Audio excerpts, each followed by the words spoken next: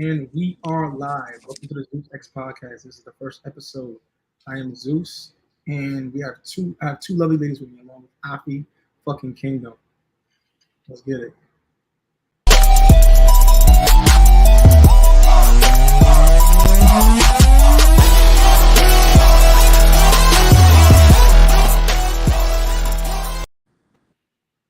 right, how we doing, you guys? I think Nikki got lost again for some reason. Oh, I was like, where'd she go?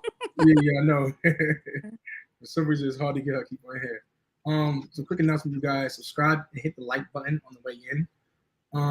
Check out the merch store at ZeusXPodcaststore.com. Here go Nikki right here. Good, Nikki? I'm good. I don't just restart it by itself. I didn't even touch nothing. All right. So let's introduce the lovely ladies. Then after you can go next. So ladies, tell everyone your name, age, occupation, plug your business if you have any, and your relationship status. Who's going first? You can go first. Go ahead, Nikki. Hey everybody. I'm Nikki, but I'm better known as Pearls. I'm 35, and I'm an exotic dancer, and I'm very single because you niggas suck.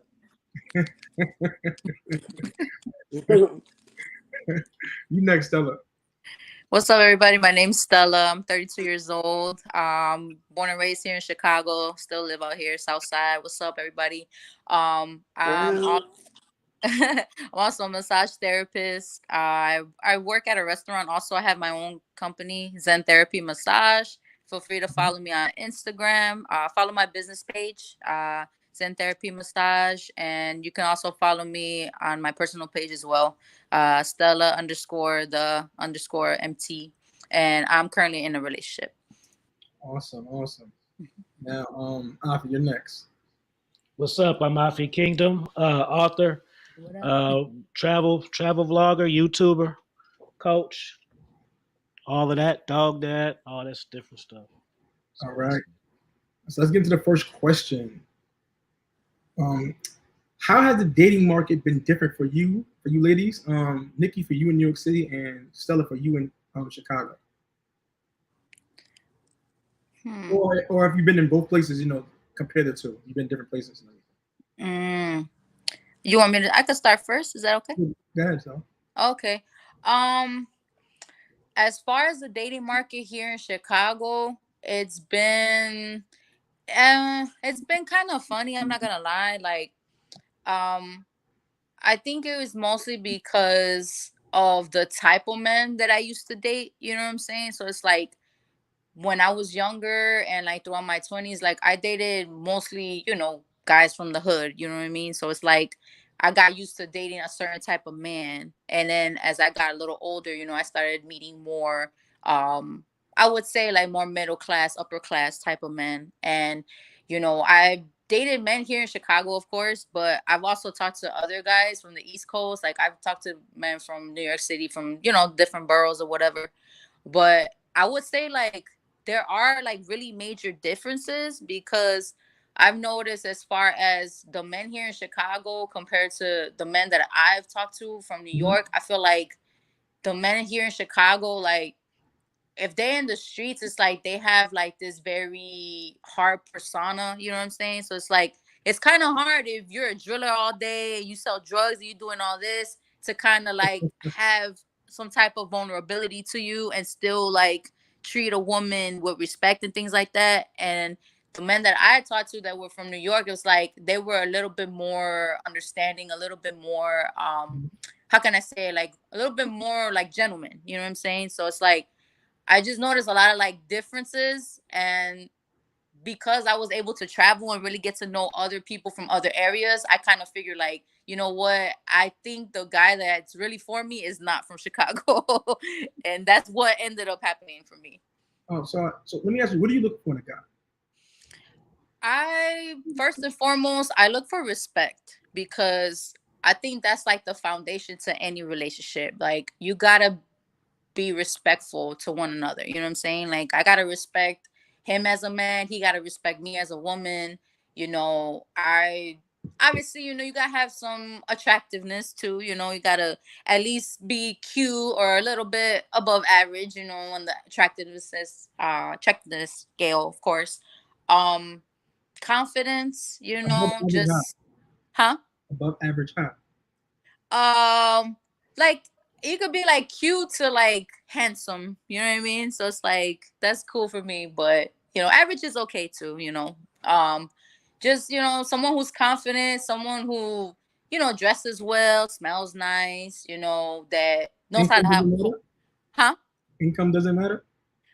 Income for me, it's like I'm not really picky as far as like what they do for a living. It's just more so like at least you know work, be ambitious and you know take care of yourself. You know what I'm saying? Like you got your own stuff. You know what I mean? So at least like you know at least you can make what I make or higher. You know what I'm saying? Gotcha. Okay. Yeah. Now, all right. And let me ask you, why did your last relationship end? Not sure what happened with Nikki. Keep going on. My last relationship ended because, for one, it was the age difference. I'm 32, and the man that I was dating at the time, this was last year, I was 31 years old, and he was 24. So it was a age difference there. We just weren't on the same page. You know, we wanted two different things out of life, and after a while, you know, I already knew that me being in my 30s, I wanted to have more kids. You know, I wanted to get married, have a family, and he was still, you know, focused on building himself. And I didn't really think it was fair for me to kind of tell him like, oh, you know, give up on your dreams and your goals and do this. You know what I'm saying? So it's like I knew there was a disconnect there. And then, you know, after a while, it was just, you know, he was going through some things and he just kind of went ghost. And, you know, I was like, all right. But then, you know, he wanted to come back, but I was like, nah, that's over, you know. So just ended it. You guys can add there, Alfie? Oh no, I'm just listening to the backstory, brother. You know. Right. Yeah. So let me ask you, what's something that you did wrong that and something that he did wrong that led to like y'all breaking up? Something that he didn't want. That you did wrong. Something that he did wrong that led to y'all breaking up. Oh, something that I did wrong. Yeah. Looking back at the relationship now that I have like a better perspective and like I can really reflect on it, I think what kind of was my downfall, like my fault, was the fact that I was working a lot at the time. Okay.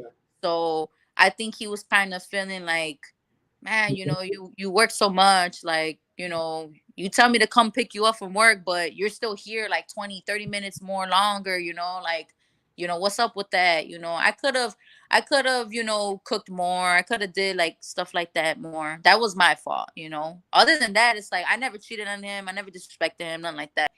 And then him, it was just more so like he wasn't as affectionate as I am. And I felt that. And it's like he was very materialistic and I'm not like that. You know what I'm saying? It's like, Okay. yeah, that's not my love language. You know what I'm saying? Like I'm affectionate. I like to, you know, speak positive things to my partner. And he just is more like, I'll buy you this, I'll buy you that. But it's like I'm not really looking for that, you know. So it was just like we weren't really a good match.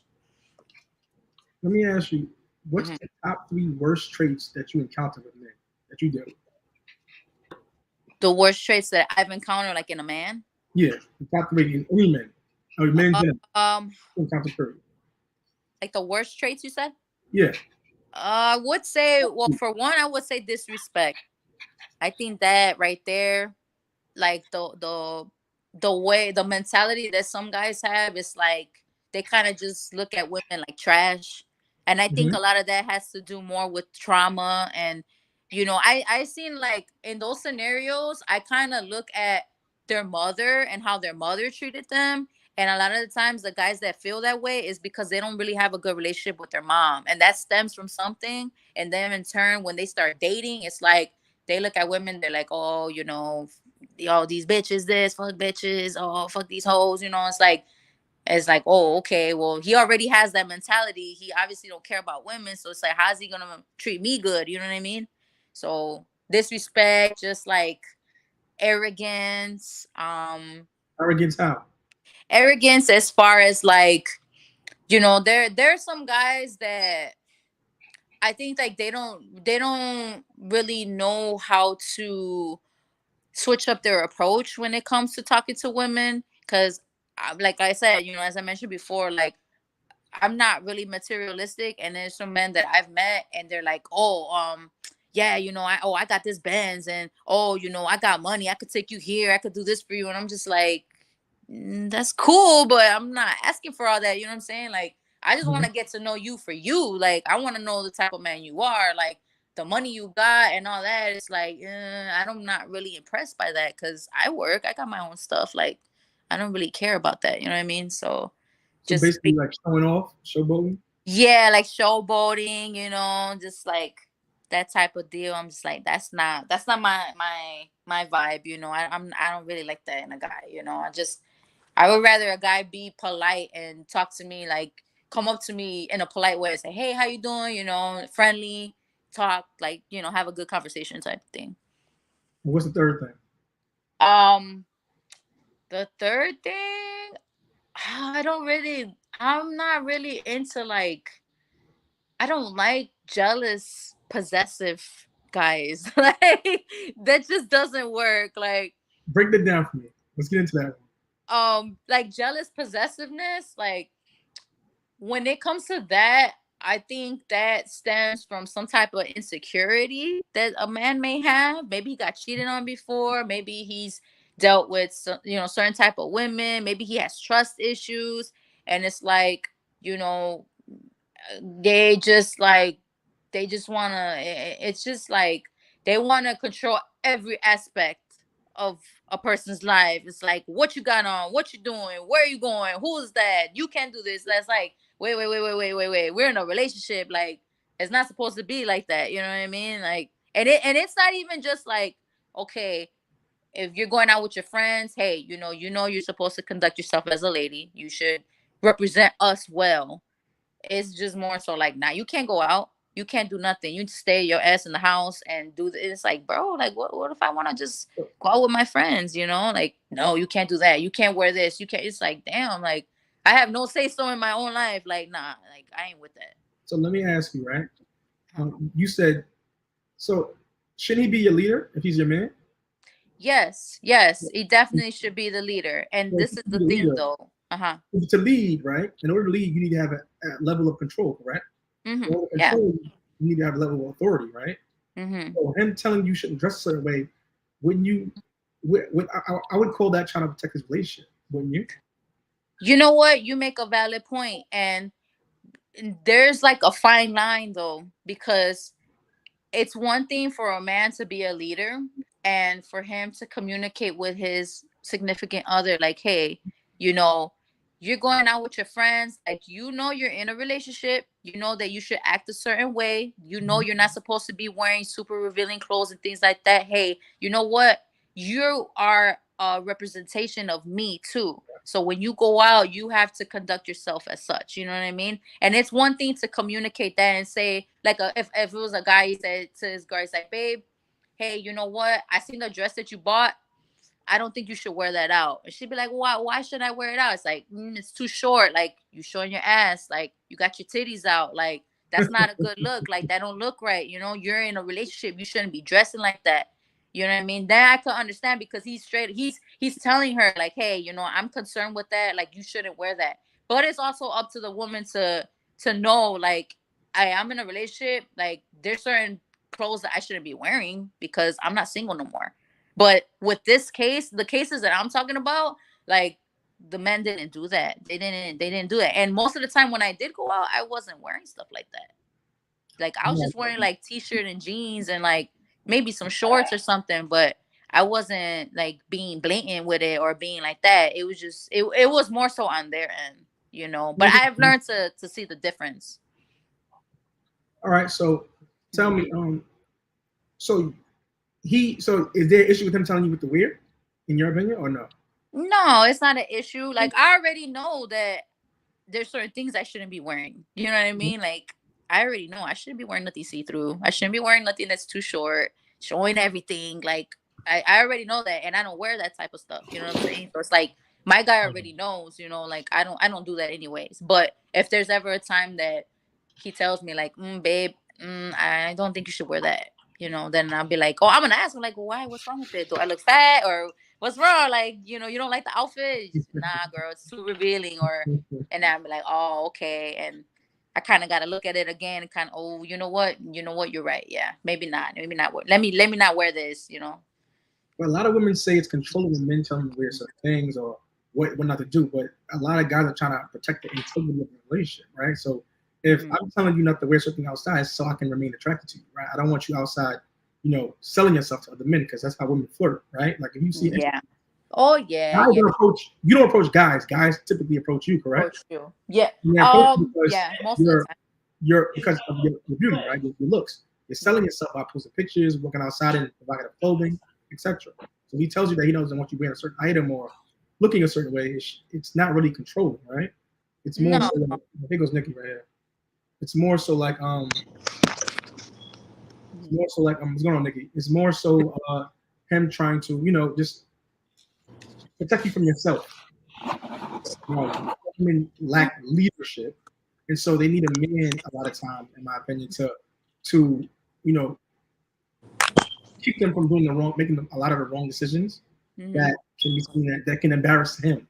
He'll want to be the laughing stock of his friends. He'd be like, look at the girl, man, like what she got on. But see, that's the thing too, and that's what a man needs to really understand and need to vet a woman thoroughly, because if you want a certain type of woman, you want a good woman, you want a woman that is wifey material, right?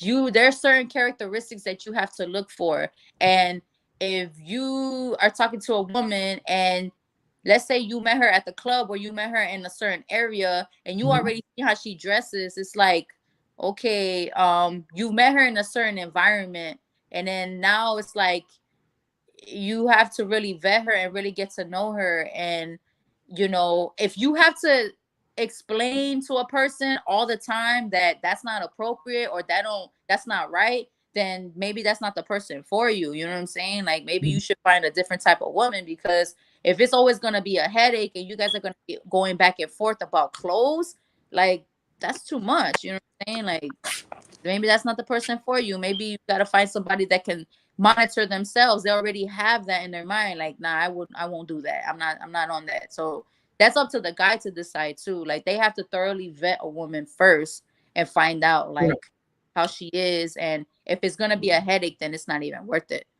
Yeah. A lot of guys don't invest enough time into the vetting process. That's where a lot of guys' downfall is, right? I've been for myself. Nikki, what's going on, Nikki? How has the dating market been for you in New York or New Jersey? I know you be in both places. Ass. How has it been for you? Horrible. I don't know. You said something about a man leading a woman. Well, most of these men don't know how to lead. They can't even lead their own life in the proper direction. So why would I feel comfortable enough to be submissive to let you lead me anywhere? I'm good. So you said most of the men don't know how to lead women. They don't even know how to lead themselves. So how are you going to lead me? But the thing is, so the guys you've experienced, a lot of them have bad leadership, correct? Yeah, they have bad everything. Whose fault is that though?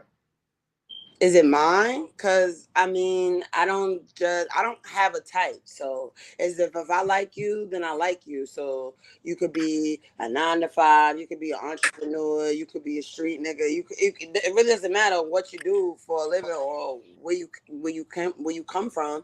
It's about how you were raised and how you're built up and what type of man you are. So at the end of the day, I'm not saying that I've always picked the right type of men. I know that now because hindsight is 2020, but it's like at the end of the day, like men, I don't feel like men, especially like up north, are really like raised to be men. Like they're not the head of their household. They don't take care of business. They don't do things around the house. They don't fix things. They don't provide. They don't do any of that. They really just want somebody that's going to be there for them, to cater to them and give them everything. And in return, what I'm getting, dick and lies, I'm good. I don't have time for it. But I mean, the thing is, right?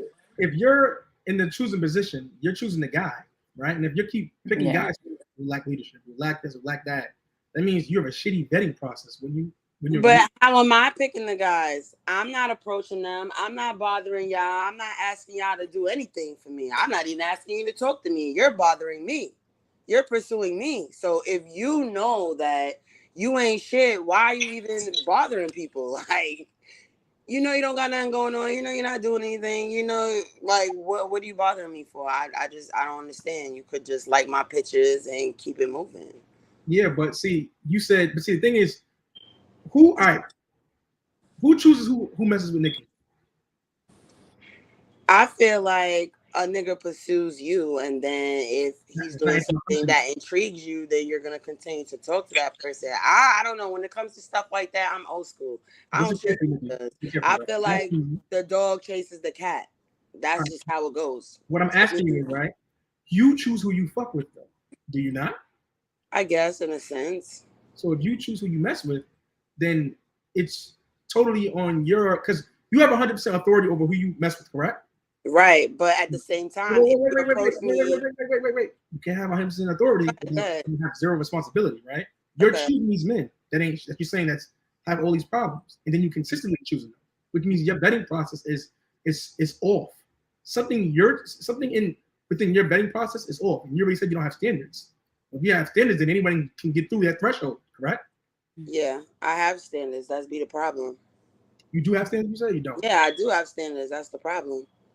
So then what's going on with your vetting? You saying that, okay, my vetting process is not good and I'm choosing the wrong niggas, but at the same time, like, if I'm choosing your representative and I ain't really choosing you, then at the same time, how am I making the wrong decision if I'm choosing you based upon the person that you showed me, not the person that you really are? You want to chime in, Afi? Yeah, let me ask you this. When is the last time you've been in a relationship, Nikki? Like, how long has it been? Well, last time I was in a relationship was 2 years ago, but for the last 2 years I have been dating somebody, like, exclusively, but I just don't choose to label it or consider myself in a relationship because I just don't have time for that. Okay, let me ask you, what is it that's lacking? Because the man that you're dealing with now, you didn't put a title on it, so it's something maybe that's not there that you're looking for. So what is it that would need to be from the man, whether it's him or whether it's a different man, to make you say, you know what, let me roll with this? And well, honestly, that particular situation is just long distance, and I just don't want to have to deal with the responsibilities of really committing to a long distance relationship. So it works the way that it is for that specific situation. At the end of the day, I don't necessarily feel like I'm choosing the wrong niggas because I don't choose to really talk or date anybody. I'm just basically expressing that the niggas that bother me or are interested in me or that try to talk to me, in my opinion, ain't worth nothing. And at the end of the day, I do have standards and I just don't want to entertain fuckery. And if I'm consistently saying, like, these are the things that I like or these are the things that I would want from a man, and you know that you can't give me those things, why even bother me? You watch my story every day. I speak on what I want and what I don't want. You know the information is right there for you, and you know that you don't meet the criteria. So why are you still bothering me? Like, you just wasted my. It's not that I'm engaging in your energy or I'm trying to deal with you or I'm dating you, because I'm not. But why even bother people if you know that you really don't fit the criteria for what they're looking for, especially if somebody is telling you, I don't want this, or I want this and this. It's the blueprint. The information is right there. You're choosing to overlook it. That's like a job. If these are the job descriptions and you know you can't do those jobs, why would you even apply for the job? You're not going to get the position. Go apply somewhere else. Leave me alone. All right. So you're saying, why would a guy do it, right? I say because his job is to hunt, right? A guy's job is to hunt, right? Mm-hmm. They're trying to obtain sex from you. So if he's trying to obtain sex from you, whether he meets your criteria or not is irrelevant to him, right? He's trying to get sex. So if he can succeed doing that and pretend or put on the front or whatever you got to do to get the sex from you, that's his job. And that's the whole part about the representative, because you're not really being yourself. You're just trying to be what you think I want you to be, so you can get what you want. When you lie, women buy, right? So the whole thing is men lie to you. Men's job, all right, women fall in love, right, with what they hear. Men fall in love with what they see. What they see, yeah. So for you, right, he's telling you what you want to hear in order to smash you. That's his But that don't work for me. For you, for him, it does work. And that's why men are still getting through to you, right? You're not understanding the concept of it. For you, it doesn't work, right? Because you're trying to get long-term commitment, security, etc. I'm really not trying to get any of that, honestly, but you want a boyfriend or husband at some point in life, correct? I could care less. You're dating with a purpose, I'm pretty sure, though. You're not dating with no purpose at all. I could care less. Marriage is not the end all be all goal for me. I feel like at this point it's overrated, and I would not want to tie myself to somebody like that for or if it happened, if I met somebody that made me feel like that's not a goal that I wanted to reach with them, then cool. But for me, that's not the end all goal for me. Like, I don't need a husband or want a husband to feel like I made it in life or I completed something. Like that to me is not important like that anymore. When I was younger, yeah, all girls dream about getting married, but going through life and relationships and just dealing with different type of niggas and their personalities and see how people could be one way and just switch on you, I'm good. I would say women do a lot of the switching most of the time anyway, to be honest with you. Women do switching, yeah. They do. I mean, I don't know. Maybe for me, it's a little bit different. And I just say that only because of my job. And I feel like people assume things, or they already have these preconceived notions of like who I am or what type of person I am based upon what I do for a living. Like, and I'm totally not like 95% of the bitches that do what I do. Like, but even though you're saying you're not basically like not a hoe because you're a dancer, right? But the thing is, it had negative connotation to it, right? So just because you say you're not a hoe doesn't mean you don't seem like one, because you're in a sex working business, right? Okay. So because you're in that business, right? It doesn't matter what you actually are. People take things for face value. No one's gonna actually sit there and try to get to know you first before they just assume, right? Most people, even women, assume. Most men, right? You see a guy that looks dirty and bummy, you don't know that he's a millionaire. You assume he's a dirty, bummy guy, correct? So men are the same way. So your dance, the thing is, you chose that lifestyle dance, right? So you chose the consequences that come with it. You can't have one without the other, right? There's a downside to everything. Yeah. And that's the downside to being a dancer, unfortunately. After you got anything?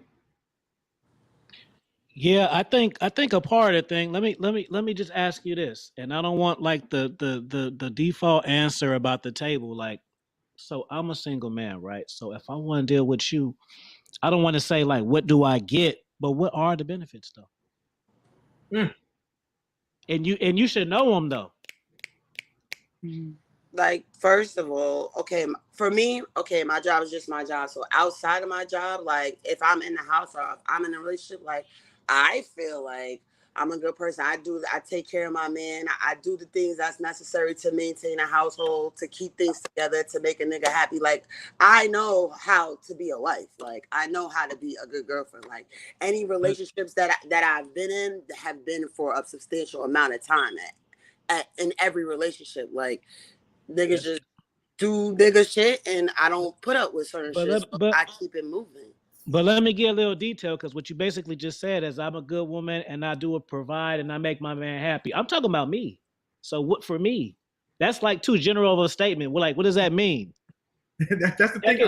But I feel like everybody is different. Everybody needs to be loved. Everybody can't be loved the same way. Everybody doesn't receive everything the same. Exactly. So that comes with getting to know your partner, like the person that you're with, as y'all talk or get to know each other. I get to know what you like or what you need or what you want, what keeps you happy on a daily basis. I'm not gonna know that in the beginning to say, okay, I'm gonna be able to do this or to do that for you. But in getting to know you and knowing what you want, then I will be able to decide if I could be the kind of woman that you need. And me being the type of person that I am, if you're asking for something and it's not something that I want to do or it's something that I can't do, I will tell you I'm not the woman for you, and I'm okay with that, because what you're wanting from me, I can't give you.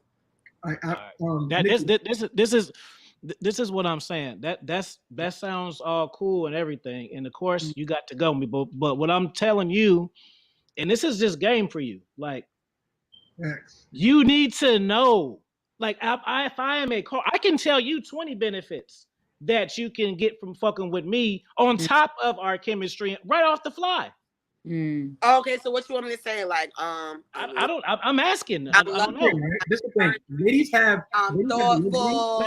Like you're a car, so it's like if you're a car, what are your features? Like you gotta What are know. you? Wait, Are you a good cook? Are you a comedian? Are you a supporter? Are you a provider? Like you know what I mean? All That of so you gotta have that core shit first. So if I'm a man and I want to date you, you supposed to tell me that first without me having to pull it out of you.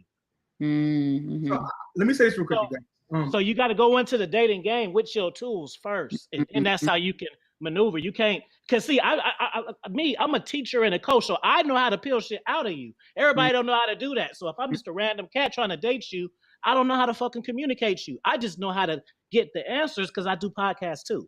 So that's the benefit. But if I'm just a regular nigga, I'm gonna be like, okay, what the fuck? What the fuck I'm supposed to do with that? I'm just being honest. Yeah. You know? So this is the thing, right? Ladies have the luxury of being ambiguous when you ask them what they bring to the table, whereas guys have to bring tangible things to the table, right? Like guys have to bring this, that, and this. There's tangible things. Yeah. Everything she means is ambiguous, right? That's why she can't answer you because a lot of times most of what women bring a lot of times isn't much. A lot of time, right? It isn't much, and that's why they can't tell you what it actually is, right? And most of the time, it's like there is no real benefit from dealing with them, other than sex. Then they wonder why a guy may use them for just sex. A lot of people don't even want to do the bare minimum or the basics. They struggle with that. You know what I was gonna say too? I think too, it's us as women knowing ourselves and figuring out what we do bring, you know what I'm saying, and like what we can do to benefit another person, you know what I'm saying, like us getting to know us, you know what I mean, like okay, like just like how he mentioned, like what do you have, like what do you know how to do this well, like what is what are your features basically?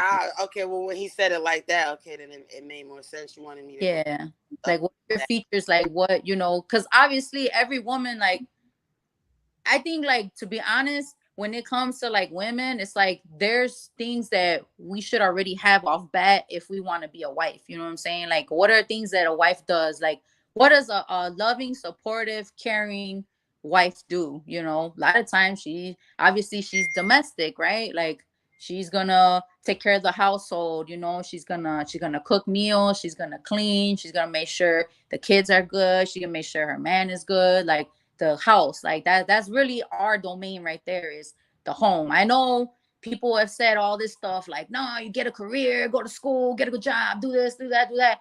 Yes, that's cool and all, but at the end of the day, our home is important, you know what I mean, like our family is important, our man is important. So it's like that stuff right off bat, it's like that's what a wife does. A wife takes care of the home, right? And it's like other than just that, you said what? No, I said like that's regular. So, and when he asked me that, like I wasn't thinking of that as an answer, because to me that's like second nature. But I get where you're coming from, where like the list of the features of things that you bring to the relationship. Why maybe nobody ever asked me the question like that. So let's try this again, Nikki. Right? Tell me 4 tangible things you bring to a man, right? That he can't get from just having sex with you without being committed to you. If you're just having sex and it's just sex, you're not gonna get love. You're not gonna get support. You're not gonna get somebody who's domesticated, who's cooking, who's cleaning for you, who's taking care of you. If we're just having sex, I don't know. All right. What do you look for in a man? I just look for somebody who's strong, somebody that I'm a nurturer by heart. So I feel like sometimes, a lot of times, I attract people that are like damaged, or that, you know, like need that like love and nurturing to kind of like be brought back to life. And that gets tiring sometimes. So a man that's, you know, like that's secure, that could hold his own, because I work for mine. Like, I don't have no problem going out and getting my own money and doing what I have to do for myself. I'm not a beggar. I just really want somebody that I could grow with, you know, that I don't have to take care of, that could sometimes maybe take care of me, and it doesn't have to even, I'm not even talking about in a financial kind of way, just in general. I just, a strong man that could lead a family that I know I could depend on and he could make me feel safe. That's really it. And then all the other stuff that comes after that, you feel me? That's all cool, but the core, that's the core for me. I mean, You got kids already? I have 2 kids. I just was going. I was just asking. All right.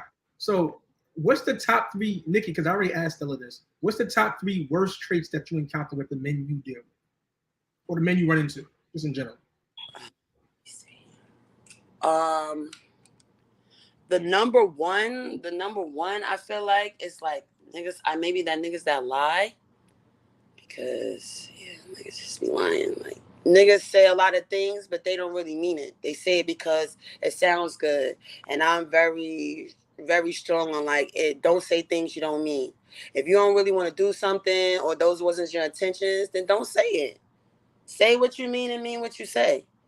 So one thing, would be niggas lying, or niggas saying things that they don't really mean just to get my attention, and niggas that are not stable. A lot of niggas are not stable mentally, like. Okay. I need somebody who could be stronger than me. I want to feel safe. I don't want to feel like I'm the one that has to figure everything out or get everything done all the time. I need a partner.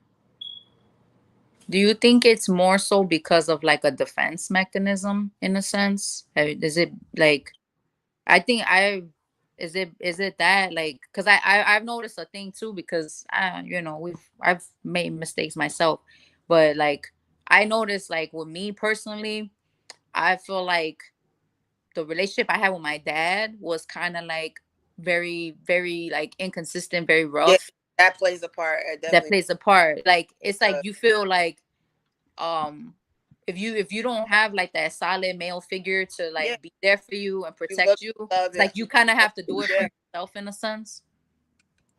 For sure. When hey, y'all know each other already or no? No. No. When you don't get that genuine love from a man or your life, it's like any male figure that kind of comes around you and shows you any kind of even a little bit or a possibility of love, you're kind of drawn to that because you never really had that. Honestly, I've had my father in my life my entire life, but I don't have a relationship with my father. I'm not a daddy's girl. My father never did things with me. He never taught me anything. He never told me about boys. But then when I got my heart broken, he didn't do any of those things, and a lot of that came from his upbringing and the things that he's been through in his life. And now that I'm older, I understand it, but it doesn't mean that it didn't affect me. It didn't mean that I didn't go through a lot of fucked up relationships because I didn't have a lot of the stepping stools. You understand what I'm saying? To deal with that, or to understand that that wasn't love, or that wasn't a good situation. Because I really don't know what it's like to truly be loved by a man without any expectations, without anything. And that's what you get from your father. He's supposed to be your first true love. He's supposed to be the first man to show you what love is. And I never had that. So a lot of the things that I've been through in relationships have definitely come from me not having a relationship with my father. 100%. This is why I wanted to ask that question, because I feel like you two should be friends or correspond, because you have some shit that can rub off on my lady up here, and she got some shit that can rub off on you. You know what I'm saying? I could just tell, like Stella got the relationship game. Like women see the thing with women is what they don't understand is they feel like what women value, like the purses and all that shit and this and that, they think that's what the man value too, and that's not. What it's doing is it's impressing other women. So a key to any man's heart is making that man trust you, for one, and that's the most important thing right there. But women don't understand, and where they mess up at is because they put their wants, needs, and stats on the table. This is what I require. This is what I want. You need to put that subconsciously in there, because what happens is when you make a man feel special and not like one of the bitches, he will give you what you want without you asking because he will feel that you deserve it. And that's where men don't get it. You make a man feel good, he gonna fuck you and feed you better than if you ask him and then you do it. Because people will do what you ask them, but you want the person to want to do it though. You know what I'm saying? You my girl, you can give me some fucking head and shit because if you don't, I'm gonna fuck bitches or have an attitude. But I can tell if you feel like doing it. And that makes me feel a certain kind of way when a woman is letting herself go and being submissive. You see, people think submissive is just cooking, cleaning, and serving. Submissive is an energy. It is. It's an energy, real talk. But that goes back to what I was saying earlier. Like, a lot of these niggas don't make you feel comfortable enough to do that, to let your guard down, to be submissive, to let them lead you, because these niggas be all over the place. It's like, you're not even really leading yourself, so how can I really trust you to lead me anyway? Yeah. I mean, and what was your third trait that you like? You gave 2. A trait that I like or don't like? You don't like in men that you've seen. What you said? I'm sorry, say it again. You said that I like or don't like? Don't like in the men that you've seen. Don't like. You hear me? Don't like. I don't like men with a lot of drama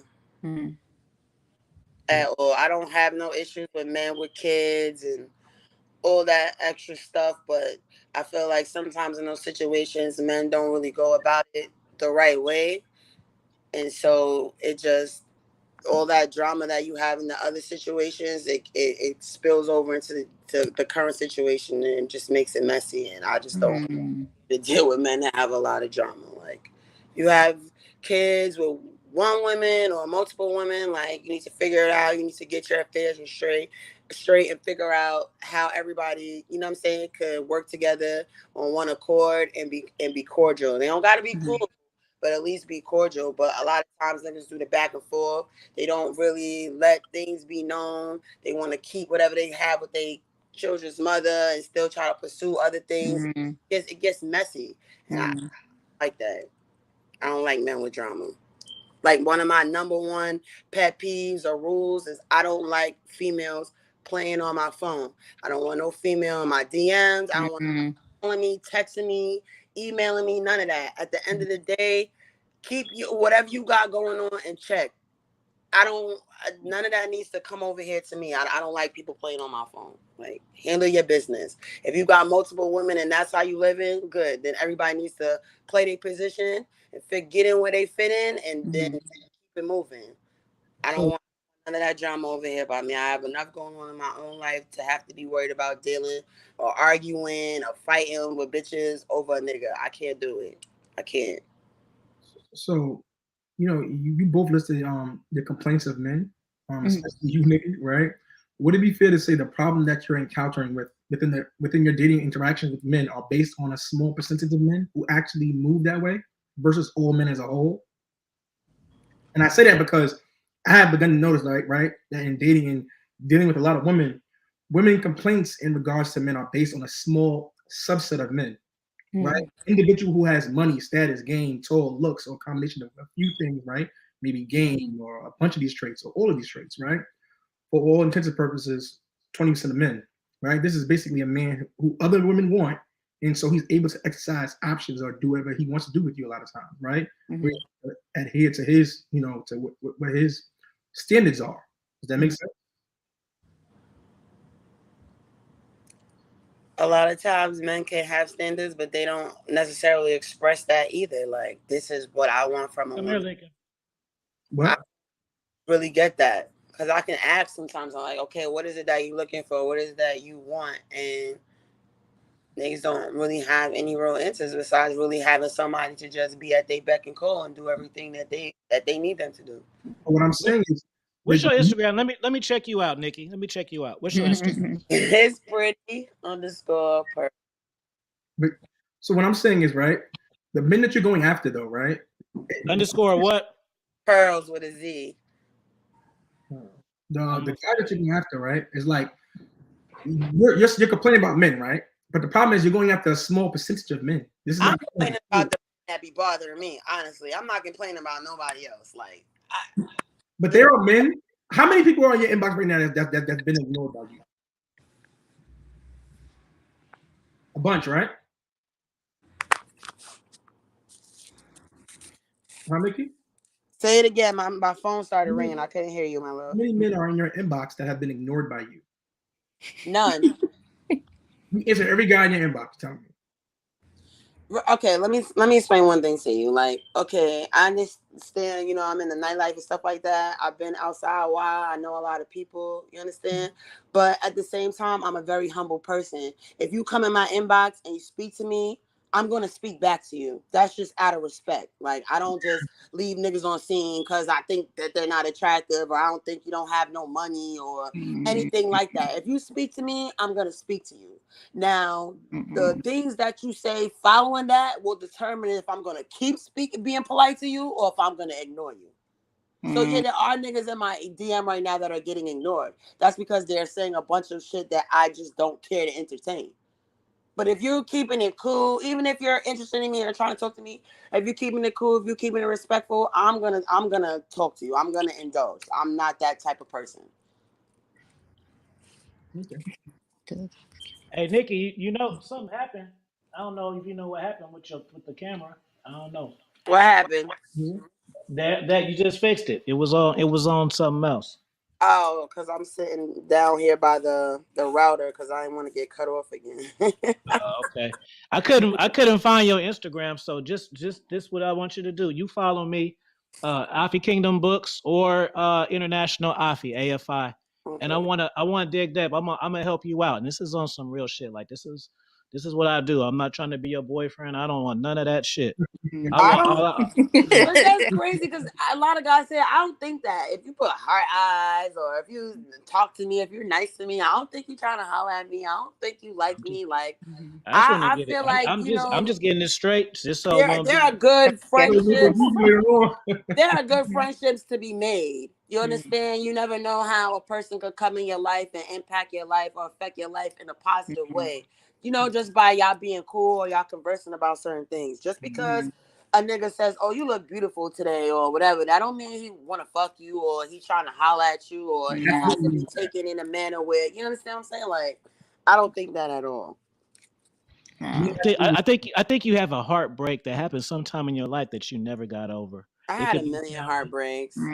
Yeah, but I think it's one that really because a million, it's not going to get to a million. It's the one that makes you put your guard up. If it was the first one, it wouldn't got to a million because you would have put that guard up first. My guard is always up, and so it's something. It seems like people wait until my guard is down. We'll be 2 years in or 3 years in, and then the weird fuck shit starts happening, and it's like, if that's not what you wanted, we ain't have to do this.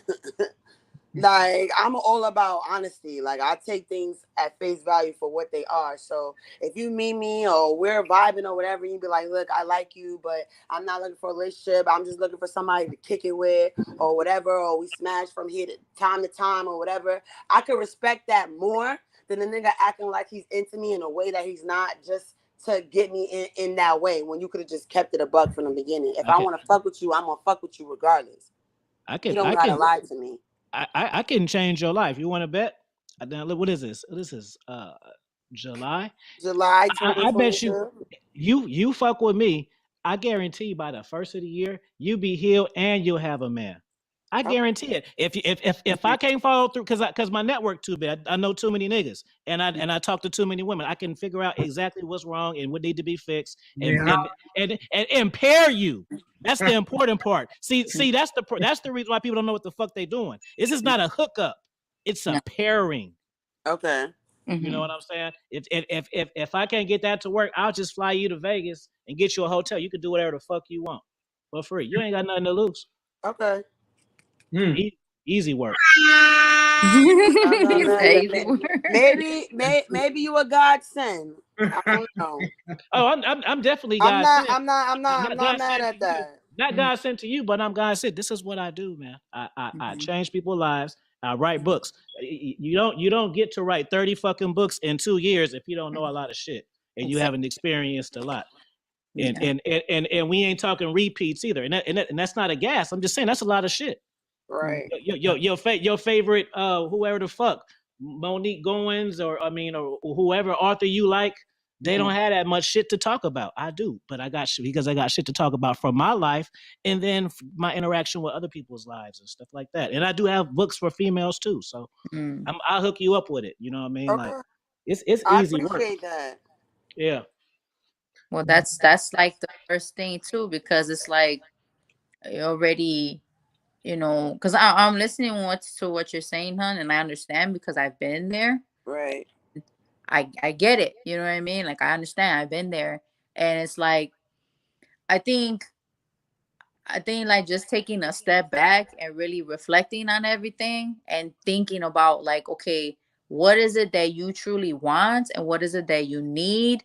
And starting from there, you figure out, okay, maybe you don't want to get married, or maybe you do want to get married, whatever, regardless of whatever it is that you want and that you need.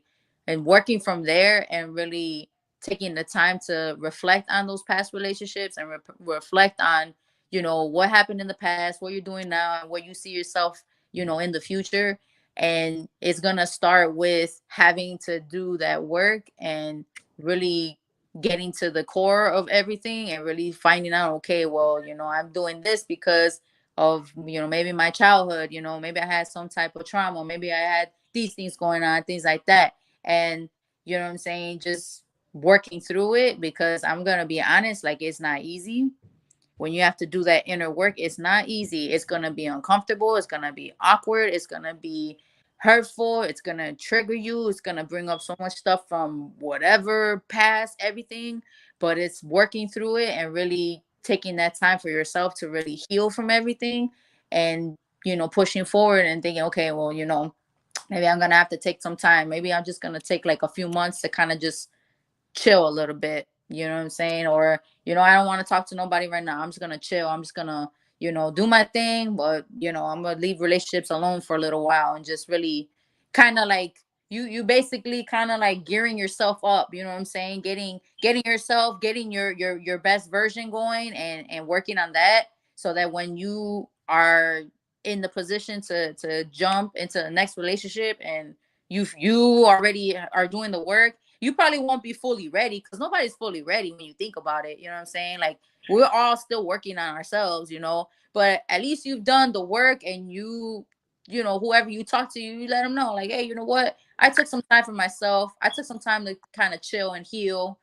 This is where I'm at now. This is what I'm looking for. So, what's up? Like, are you just looking to kick it or, you know what I'm saying? Or are you looking for a relationship? Like what's up? I think sometimes too, it's like, with us women too, like I think we meet men and stuff, and I've done this where it's like I didn't even wait for him to even ask me. I just told him straight up, like, yo, bro, like this is what I'm on right now. Like I just want to kick it. I just want to have fun. Like I'm not looking for a relationship. I just want to have fun and kick it. Like I'm gonna tell you straight up, we gonna kick it. We gonna see each other when we see each other. I'm gonna dip and I'm done. That's it. That's all I could do for you right now.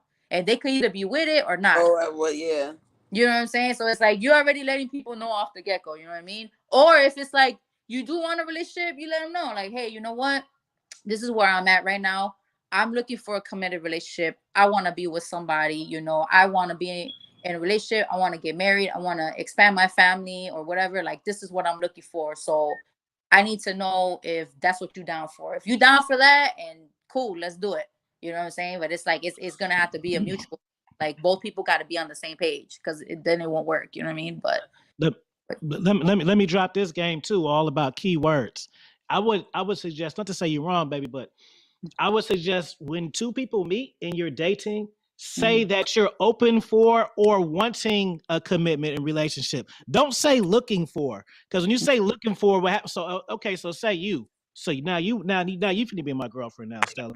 So so you're looking for a man with no kids like me, a pet like her, like I have, and someone who like to travel. Okay, boom. So now that you're looking for, and I have that, what's going to happen is you go into fall in love with the representative mode, because those things are true, but I got lots of ratchet shit too. I might call you a bitch or something like that. But when you're looking for, then that just, you kind of just see what you want to see. Like if I like even me, I remember I was sprung off of this girl that I met because of the timing, because of that timing that I met her. I was really looking for a professional woman who looked good, had this type of body with no kids. Met her, so then the red flags kind of got ignored because she had the core shit that I was looking for. You know, so you can kind of know it, but you don't have to say it, because then you're kind of almost provoking someone to get into their into their, put that mask on. You know what I'm saying? Just like Nikki, I can love Nikki, but I don't have to tell her that when I first feel that emotion. I can just feel that emotion and then feel her out, and then see if she's even worth me exposing. You don't always have to say everything that what you mean, what you thinking, and what you want to interpret. Sometimes it's time you can keep it to yourself. You know, you can really dig a guy, but you can know, you can know you're gonna have sex with him, but see, a woman will be like, oh, you took me on only 2 dates. Don't try. You know, it's like sometimes just you don't have to say everything. You know what I mean? Right. You don't have to say it all the time. Yeah. But you don't have to say it. I get what you're saying. I've done that. I just did that. I'm not gonna lie to you. Like I did that with my current relationship. It was like, you know, we basically met on social media. You know what I'm saying? Like we met on Facebook, and we had a mutual friend, because the girl that we both know, like I know some of the same people she knows, and he knows her because, you know, they lived in the same neighborhood or whatever. But we met on social media, and you know, it was just kind of like we had maybe like some like not even like real long conversation. It was just like, oh, hey, what's up? Okay, boom, like whatever. But it's just like one day he just hit me up in my DMs, you know, and then we just started talking from there. And like the connection was just instant. It was just like, boom, like everything just was hitting. Like we have a lot in common. You know, we have goals that we want to achieve. Like we were around the same age. Like everything was just hitting. And I'm not gonna lie, like in the beginning, I was just kind of like, you know what? Let me not get overwhelmed with my emotions. Let me not jump the gun on this one. Let me fill him out a little bit more, because I want to really get to know him, and I want to see what he's about first, because I don't want to jump the gun and start trying to rush something, and then the shit don't work out, and then I'm just there, you know, looking stupid in the end. So I was like, nah, you know what? Let me fill him out a little bit. Let's see where this goes. And it just was still hitting. I'm just like, whoa, like it's consistent. Like, wow, we get along. Like we're on the same page. Like, oh, okay. Then after a while, it was like, you know, he was seeing that, I was seeing that, and then he's the one that basically told me, like, you know what, I really like you. Like, I really like you. Like, I want you to be my girl type thing. And I was just like, okay, I'm with it. You know, let's do it. And it was just like, from the time we started talking up until like a few months later, we had to really sit down and have the conversation. Okay, we've been talking consistently. We like each other. Everything's hitting. We get along. You know, we're around the same age. Everything's good. Okay, now what's the next step? And it's like, well, let's be together. So I'm like, all right, well, let's do it. You know. So it was just like, but I feel you on that. It was just like you gotta kind of like fill a person out first.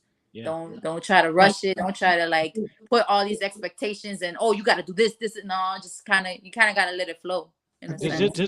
Just a real prime example. And Nikki, you reminded me because you smoke and I smoke. So prime example. So basically, like, boom. So say I'm on a dating app, or say I'm in Starbucks talking to a chick, and we're talking about this likes and don't likes, and she says she don't like smokers. Well, guess who the fuck don't smoke for a little bit?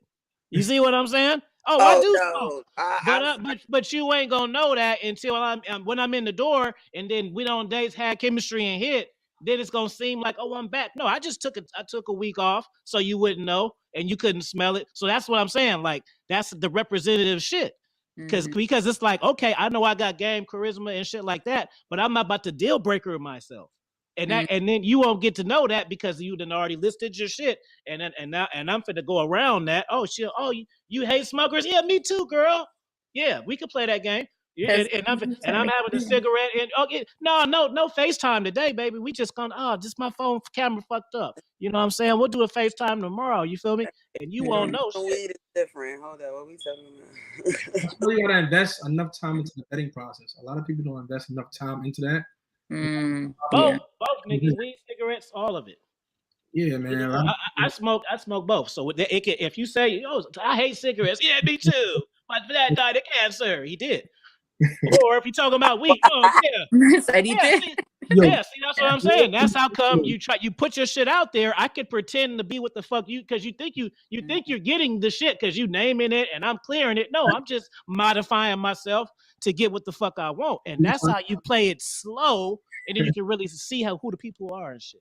And that's what I said earlier to her, right? Like that God will tell you anything to smash, Nikki, like anything. Like God will say, like, I don't think girls understand that, right? And that's why God is telling you one thing and doing another later on. Doing another later on. But they don't even do it. Anything they gotta tell you. God will tell you anything you want to hear. 5 minutes. He hates this, guess what? He hates this now too. Anything to get sex. I promise you. Because it's not easy for guys to get sex nowadays. So if he can keep you on his sexual roster, he will do so. Well, 90% of the time. That's why I bought me a rose, and I don't need anybody. No nigga's not gonna trick me out of my coochie, okay? I'm good. I'm taken care of. So now that the sex part is out of my mind, how else can you stimulate me? If you can't, then we don't got nothing to talk about. What's better, the rose or the rose with a man holding it, and I can rose you, and then you can actually hold the man after you. Well, see, there's the regular rose, and then there's the rose with the extra attachment.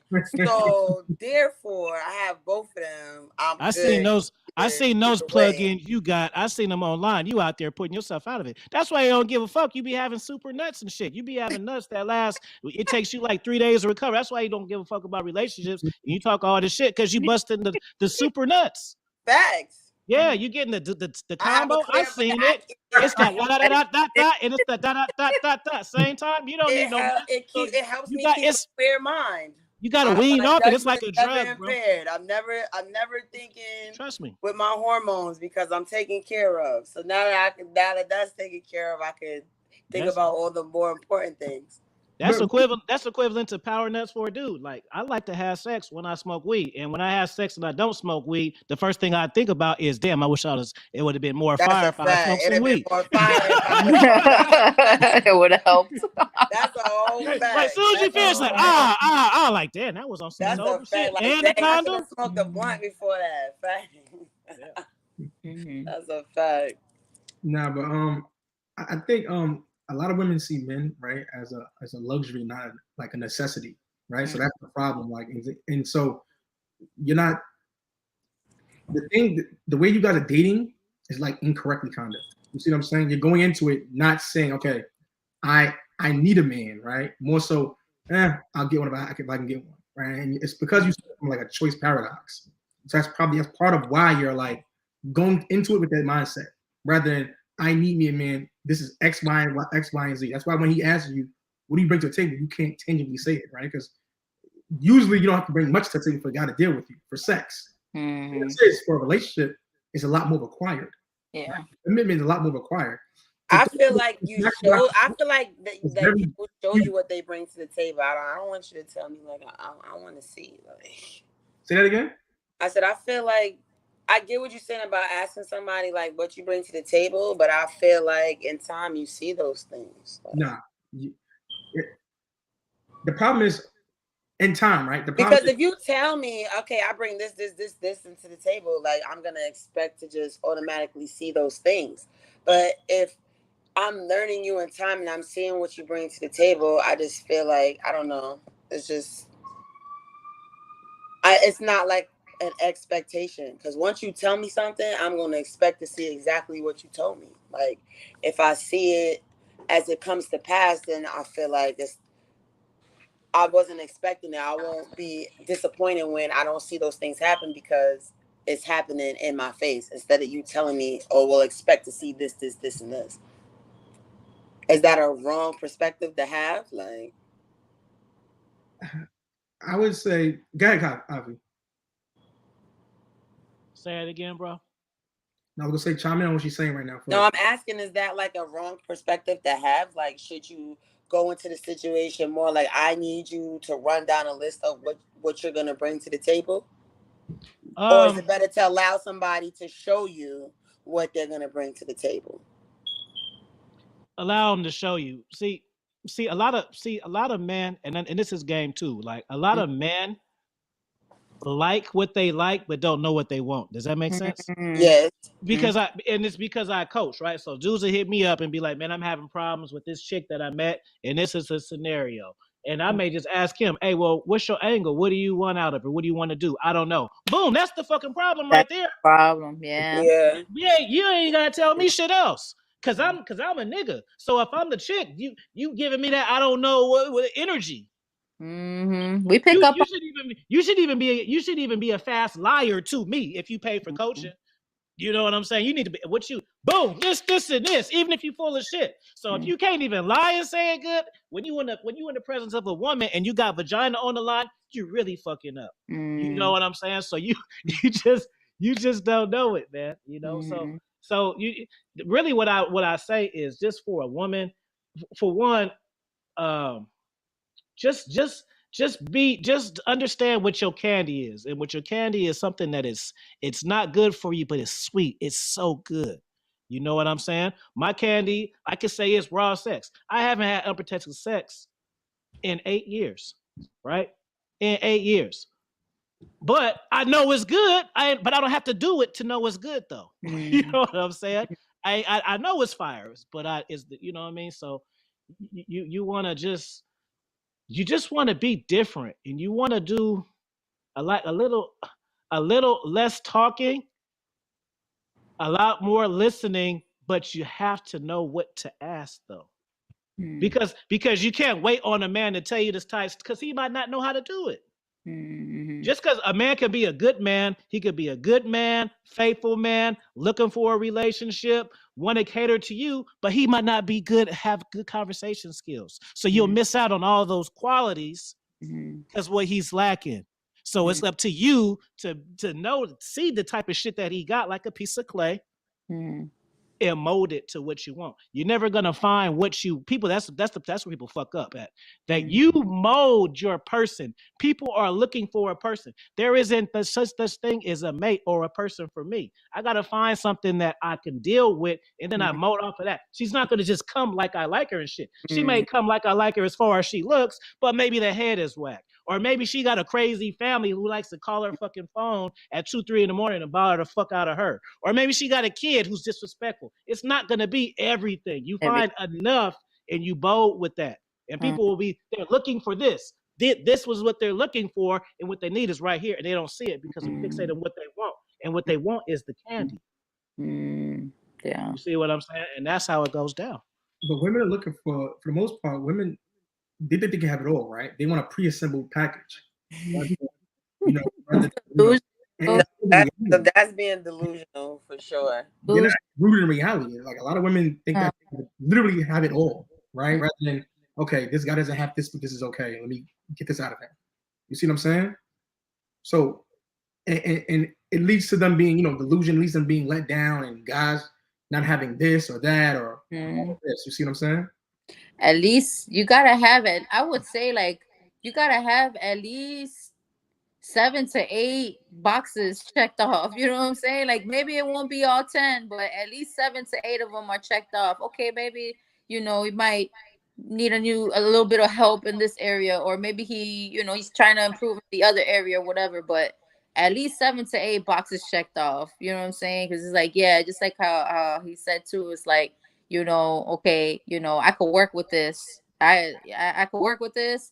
And I think not only just working with that, but actually getting along with the person. Because it's like, if you're gonna be in a relationship with somebody, you have to be with somebody that you can get along with, that you can be with for hours at a time, because y'all are gonna be together a lot. Yeah. That's what I be telling cats. You like that girl? Don't tell her you love her. Don't marry her. Go on a vacation with her first, nigga, before you get all serious, because you might think you in love and shit, because you go over there on the weekend, hit that raw box, and you like the bacon and eggs and shit, and the lunch and dinner menu that she serve you. You fuck around and go to fucking I don't know, LA with her for 4 days and you can't stand the bitch no more. Cause she hella just got shit all over the place, or at 3 o'clock in the morning. Times you don't usually see her because you don't be with her for consecutive days. She wake up and she be having the Holy Ghost and shit. You didn't know that though. Why would she tell you that? Because she got the match. She wants you to like it. She ain't gonna tell you about her crazy shit. And when bats come, she gets up and had the Holy Ghost. You like, damn, what the fuck happened to you? No, I wasn't gonna tell you. Yeah, you got to spend consecutive days with your chick. Not the fucking sleepover. That the sleepover ain't gonna cut it. You go over there. I don't give a fuck if you go over there early at 8 o'clock in the morning and you sleep up and you get up. No, that's not the real dose. You need to spend consecutive days. See how they phone ring and shit. You see what I'm saying? You might spend 24 hours with a chick and then because you're not with her all that time. You be like, God damn, are you a fucking hoe or shit? Like you in your mind, like why your phone ringing like that? God damn, like I'm all into it. Your shit didn't. I didn't made the courtesy calls to my women and tell them, hey, I'm finna be with the family this week. Your shit won't damn stop. Good with the No. See, you see, it's real. Cause I'm even making Nikki laugh. And Nikki don't like to laugh. No, I do like to laugh. Nah. You know, he's a real G. He can make Nikki laugh. He's a real pimp. If he's a real pimp, he can make Nikki laugh, smile, and feel good about herself because Afi is the real pimp. At least you made the courtesy call. Listen, I would tell you this, right? You see how I wasn't saying shit? Y'all could have thought I was quiet. Look how I could have just pretended to be quiet the whole time. Y'all would have did the stream and I would have got off and y'all been like, oh yeah, that guy was hella quiet. Look how I could have fooled you. You see how easy it can be? Y'all would have knew no fucking difference, right? Yeah. Didn't y'all think I was quiet at first? See, I played a little bit. Yeah. I'm master level. So I got shit. No, he was just listening. He was reading us. Nah, I was taking a step further, right? I was just practicing what I preach. I can't tell y'all to do it, and I don't do it. See how it works? You can't stop me. In order for you to you have to deal with her. You have to go through an issue with her, right? You got to see how she moves when she's that one too. How she talks to you, right? That's how you know if she's somebody you want to tolerate long term, right? If she's acting a certain way, when she's angry, when she's mad, that's when you know what you're dealing with, right? Women put on a certain side. When shit is good, right? Bad is really bad, depending on the girl. Yeah. What happens? I'll be right back. So that's what happens. What happens during that time when things get a little rocky, when the issues start coming up, when this problem just arise. Right. Now, how are we gonna handle this? This problem just came up. How are we gonna deal with this? That's when stuff gets real. I swear. So please don't make no noise. Prior to that, you don't really know who you're dealing with, right? Because I'm gonna see them in a minute. If shit is good, it's good, right? There's no real determination of who you're messing with, who you're talking to, right? Because people pretend, right? Men and women. So, but pressure bursts pipes, right? Over time and after a certain situation, you're gonna see who you're dealing with. You see what I'm saying? That's why I don't really judge somebody off of good times. I mostly look for the bad times to see how you act then. How you deal with your problems, like how you go about things. Right, because a relationship's gonna have problems, right? So now I know if I can tolerate you long term versus short term. You see what I'm saying? And a lot of times you see early on, like, all right, depending on the situation, you see who you're dealing with early on, to be honest. You see what I'm saying? So I look for those problematic situations first before I look for the great times. Because you all go through like a honeymoon phase. You ever notice that? Like relationship and stuff, or even when you're just talking to somebody, it's like y'all go through like the honeymoon phase where it's like everything's good. You go out, you have fun. He comes to your house, you go to their house, you're doing this, you're doing that, you might travel, boom, boom, boom, boom, boom. And then that one issue comes up and it's like, bam, okay, now what y'all gonna do? Now what's gonna happen? How you guys gonna handle this? And who's gonna fold? Who isn't gonna fold? You know what I'm saying? So it's like everybody goes through it. Everybody goes through the honeymoon phase. We all go through it. But it's like, when those issues start popping up, and it's like that's really like I look at it as a test, to be honest, because it's testing you, and it's gonna test your relationship, and it's gonna basically put forth like, okay, what type of people are these? You know what I'm saying? Like, are you gonna give up easily? Like, what are you gonna do? Try to run from the problem? You're gonna try to escape, or you're gonna be quick to cheat, or you're gonna be quick to leave, or you know what I'm saying? Like all that stuff is like, them issues pop up, and it's like, oof, this is when stuff really gets real. This is when, it's gonna test. I look at it like that. It's like a test, really. It's like, are you gonna pass or are you gonna fail? Correct. And that's when I think that's when you really have an idea, right? This is the type of girl I can't last long term. Like we had this problem, now she's getting disrespectful, because women, certain things, right, will reveal who she is, because women wear makeup not just on their face, but in reality. You see what I'm saying? They wear makeup on a lot of things, right? And they'll probably pretend to deal with it at first, but you give them a few months or a few, you'll see who you're dealing with for the most part. No, I don't do that anymore. Like, if I have, like, before, I used to have a real problem, like, communicating, because I'm like a straight shooter. Like, sometimes my mouth works before my mind really processes what's coming out of it, and it be coming. Sometimes it's not always, what you say. It's how you say it. So a lot of times I would, like, hold back or not say things when it comes to people I care about, because I don't want to hurt their feelings. But in the long run, all that did was make me either resent them or feel miserable, because I'm suppressing feelings of things that I don't like to worry about their feelings. So now, like, if somebody do something I don't like from the jump, I'm gonna let you know I don't like it. Like, so how can we move forward? Like, I'm not trying to change you as a person, but like, you're doing this and it affects me in this way. Like, we need to find a way to compromise. Let's see if it's contagious. I'm gonna just have to keep it moving, because if it's something that irritates me in that way or bothers me in a way, I'm not going to just stand around and just keep letting it happen. Like, that's crazy. What can irritate you that you don't let happen continuously? You said what? What's one thing that can irritate you that you don't want to happen continuously? Like, I don't like petty bullshit. Like if I have a problem, right? Say you do something to me, right? And I express that to you, or you did this or whatever. I don't like it. And instead of taking accountability and finding a solution, now you're gonna tell me about what I did 2 weeks ago or yesterday or last month that you didn't like, or that was like what I'm telling you that I didn't like today. Like, okay, granted, that could be an issue, but you should express that to me, Nikki, like when it happened. Give it an example. It's refreshing when you look at it afterwards. But don't wait till I have an issue now to have an issue. You ain't have an issue all this time. Now, because I have an issue, now you want to have an issue. I feel like Nikki, give it ice cold. You said give an example. Exact example, yeah. So, a good example. If I tell somebody, oh, say where we talk, right? Okay. I'll give you a perfect example. Okay, like, so for my situation now, or whatever, it's a long distance thing, so we don't see each other like that, right? So now we're around each other. Mind you, we don't see each other. We haven't seen each other. It's just saying 3 months. I haven't seen you in 3 months. So I'm only here for a little bit of time, and I gotta go. And who knows the next time I'll see you again. Okay. So when I'm not around, you have all the time in the world to do all these things or talk to other people or be on your phone. I'm not saying don't be on your phone, because that's a part of your regular everyday schedule. But if it's a time where we're alone and we're spending time together, like, why are you so focused on that when you should be focused on me? Like, you're not going to be able to do this tomorrow. You're not going to be able to do this next week because I'm not going to be here. So if I'm not worrying about all the other shit that's going on in this moment because we're together, like, why are you doing that? I don't like that. It doesn't make me feel good. Like, I feel like we're wasting time that we could be spending together, like, because we don't get to do this on a regular.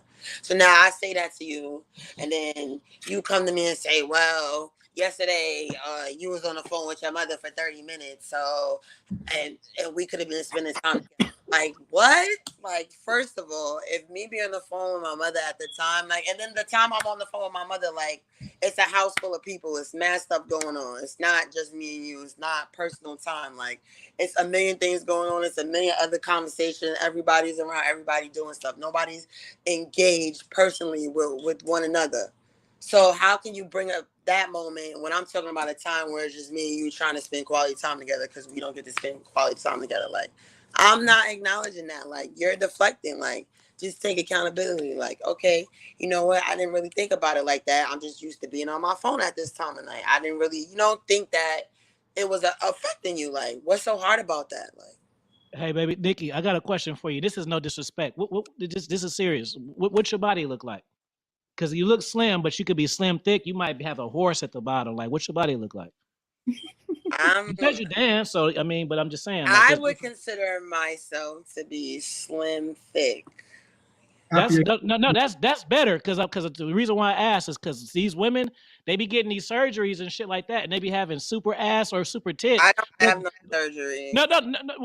I'm just using an example that they'll get double, like hella. So say a girl got an average body and then she get the surgery, so she's kind of getting what she wanted for because she's getting a hell of attention now. But the attention is it's only dick attention though. So that's why I asked. So they'll get hella DMs, hella dates, and all of that. And it's better than what they were getting before when they had the funny body, but niggas just want to fuck on it though. So that's why I asked you, because if you just got one of them, I can't think of, y'all know, like, I don't know, Joseline or something from just pow pow.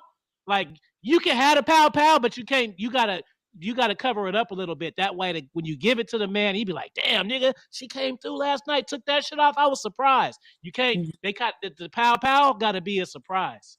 Because if he meets you with the pow pow, then it's not gonna be pow pow because everybody didn't seen it. But if he say like you say if I go to the library, I meet a librarian, she got a suit on, come find out she got some big ass titties, ass in the cuff. I make juice because I didn't expect the librarian to have that. But if I seen the librarian at the pool first, then it's not no big deal because I've seen all the cracks and crevices already and shit. There's no fucking surprise. You know what I'm saying? So you want to reveal. Just like me, I can be a saucy dude. I am sauce. But let's say I got a big ass 12-inch dick or whatever size that you like. On top of that, you're gonna be like, ooh, and he got the whatever you like, the 7, the 8, the whatever, because when they're different. You know the perfect size and the attributes, because you ain't got to sacrifice. Then me having all that shit, like, girl, he do everything but the sex. Just no, I'm giving you the sex part too. Yeah, man. Now it's a ball game. Now we got a ball game. So if all that's happening, then you're not gonna take accountability, is what you're telling me? I'm not gonna take accountability for what? For what I was just talking about. No. I'm just. You know, that was like something random. Oh, okay. No, I thought you were saying like maybe he wasn't like paying me attention because he was just out. No. That would just change the conversation because I'm a man, so I know how men to react to shit. And if you was walking around here with Cherokee the ass, and you like all these dudes, I'm a nice girl, and all they want to do is have sex with me. Yeah, because you got a 48-inch ass, so that's why. Understand that part, but even if you just want to have sex with me, like, can you like? I don't really know how to describe it. It's like when men approach you, it seems like you guys all like have like some type of script or something that y'all read from with the same corny ass lines. I don't know, but it's like, okay, I know you might look at me and you might be like, dang, all right, I want to fuck her, and that's cool. I might be cool with that, but it just be like niggas approach like. How can you approach me with that energy without saying that same corny shit that's gonna make me be like, okay, I'm gonna choose you. I want to fuck you, and not that one, or that one, or that one, or that one. Like, can you like put like a little bit of effort? Like, can you try? Like, can you make it interesting? Like a little bit? Like, I just feel like all the niggas just say the same shit, and that shit's whack. Like, I look like I got a sign on my forehead that says I need dick. At this point, no, niggas just don't have game. That's all. I don't. Yeah, some of them don't. Asking niggas, they like, look good on Instagram though. They look like good in their pictures and shit. I give that look. I look like I need some dick, y'all. Or something. Like, do I give that look or something? Cause no, it's true what he said too. There's dudes that really don't have game. Like seriously, they don't have no game, and I think a lot of that has to do with the approach and understanding that the one size fits all approach doesn't work, because the way you talk to if you talking to like a ratchet hood chick, you got to talk to her a certain way. Now, if you talking to like more of a woman that's a little bit more like a middle class, upper class type of woman, you got to come different. Like that same game is not going to apply to everybody. You know what I mean? Yeah. So it's like for men to really understand, like, okay, you got to know, you know, the type of women that you're dealing with. You know what I'm saying? So it's like you talking to the hood chick, you got to talk to her a certain way. The same way you talk to her is not gonna fly for like a middle class or upper class girl. You gotta change your approach. You gotta adapt. You gotta you got to keep it player too. You know what I'm saying? Like, be confident. Okay, understand that you're gonna take a few L's. You probably try to talk to this chick, and yeah, she not feeling it. Reading the room, you know what I'm saying? Reading that body language. I'm talking to her. She looks like she's not interested. Well, okay, all right, see you later. Bye. Dip off. Okay, you talk to another chick. Like, find somebody else. But I think that one size fits all approach, it doesn't work. I've seen it, and I've seen it out in the field myself. I've seen dudes, doing that and making those mistakes and whatnot. But that's just like more so them like really understanding like the type of women that they're dealing with, and really being able to observe and kind of like sit back and peep it first. Like, okay, like this one, she seems a little bit more low key, or this one's a little loud, she a little flashy. Okay, I see what she on. Okay, like this is the type of stuff I'm probably gonna have to tell her. I'm probably gonna have to show her to get her attention. You know what I'm saying? So Hey, a lot of guys. real quick, Zeus, highlight Trav's last comment right there, because that is some real shit. That's what women don't understand. Women couldn't deal with the amount of rejection men deal with. If y'all women had to deal with the shit, y'all don't understand, because women are easy. All this time. Dude, it's so many dudes. Dudes, I know it sounds crazy, but sex isn't easy for guys. Sex is easy for certain guys. But sex is easy for all women, but commitment is hard for women. You can get sex. If you go on Facebook right now and be like, my husband left me, I'm so lonely, you're going to get 15 shots in that inbox. And then that post alone is going to get soft comments, anything you need types of shits on there. That's all you got to do. You think if I do that shit, well, maybe I get a little bit, but it ain't going to be as much. That's true. I may get a little bit though. Someone might want to give me a hug, but it ain't gonna be the same. It's probably gonna be ones that I done already hit, or ones who I done already like known, but maybe not hit, but just a random chick. Ain't gonna just be like, put it like this. Just a prime example. When you women, not like, I'm not saying in an asshole way, just but when you women go on Facebook and niggas will thank you for accepting their friend request. You think women thank me? You think women thank me? You think women thank me when you send Afi Kingdom of shit and I accept? You thank you. Y'all don't thank us because y'all get them. You just whatever. Dudes will actually be like, "Thank you, Queen," and shit. What the fuck are you thankful for, nigga? Thank you for accepting my request. Yeah. All she did was just said okay to your ass, and you thanking her and shit. And you wonder why you can't get no bitches, because nigga, you thanking women for doing nothing. Oh, nigga, that's your fault. That's simple. Thank you, sis. I appreciate. What are you appreciating, fool? She ain't even like none of your pics yet, fool. Let her show your page some fucking love and shit. Give you some engagement. Then go over there and thank her, nigga. Nah, that's the problem, right? A lot of guys lack game, right? And it's because a lot of guys struggle with women. Like those guys are struggling with women out here. They can't, and it's surprising to me, right, that they even got this far, right? A lot of guys, those grown men, there are grown men who literally are virgins or celibate nowadays, right? 1 in 3 men are virgins or celibate, right, within the last year. That's crazy to me.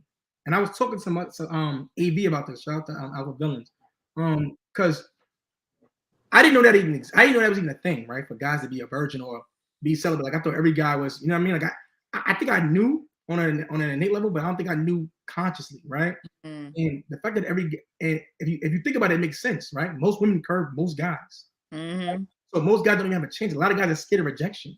That's why you got guys who will be willingly be friend zoned by you, because guys honestly don't want to be your friend, right? Guys, there is no benefit to being a woman's friend, honestly. Like in real honesty, there's no benefit to being a woman's friend, right? Guys want sex. Yeah. So to be your friend it's only benefits you as the woman, right? You get that way you get all the things he offer, except you ain't gotta give up sex for it. You see the difference? Whereas guys, so for you it's a benefit. For guys, it's like a waste of our time. Guys will do it happily do it, right? Give you their resources, time, energy, attention, all that for free, just to be your friend, right? In hopes of snatching you in 8 years or 2 months or however long it takes to get you at that moment of weakness. That's the difference, right? So I think and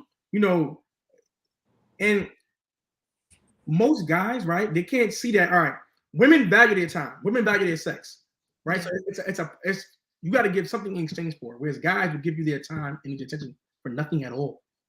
right? Nothing at all, just in hopes of getting something. You see, a lot of women think that guys are dealing with them just because of their personality or their looks, or no, guys are he's trying to fuck you. That's the reason why he's dealing with you. That's the reason why he's putting up with your energy or your nonsense or your presence.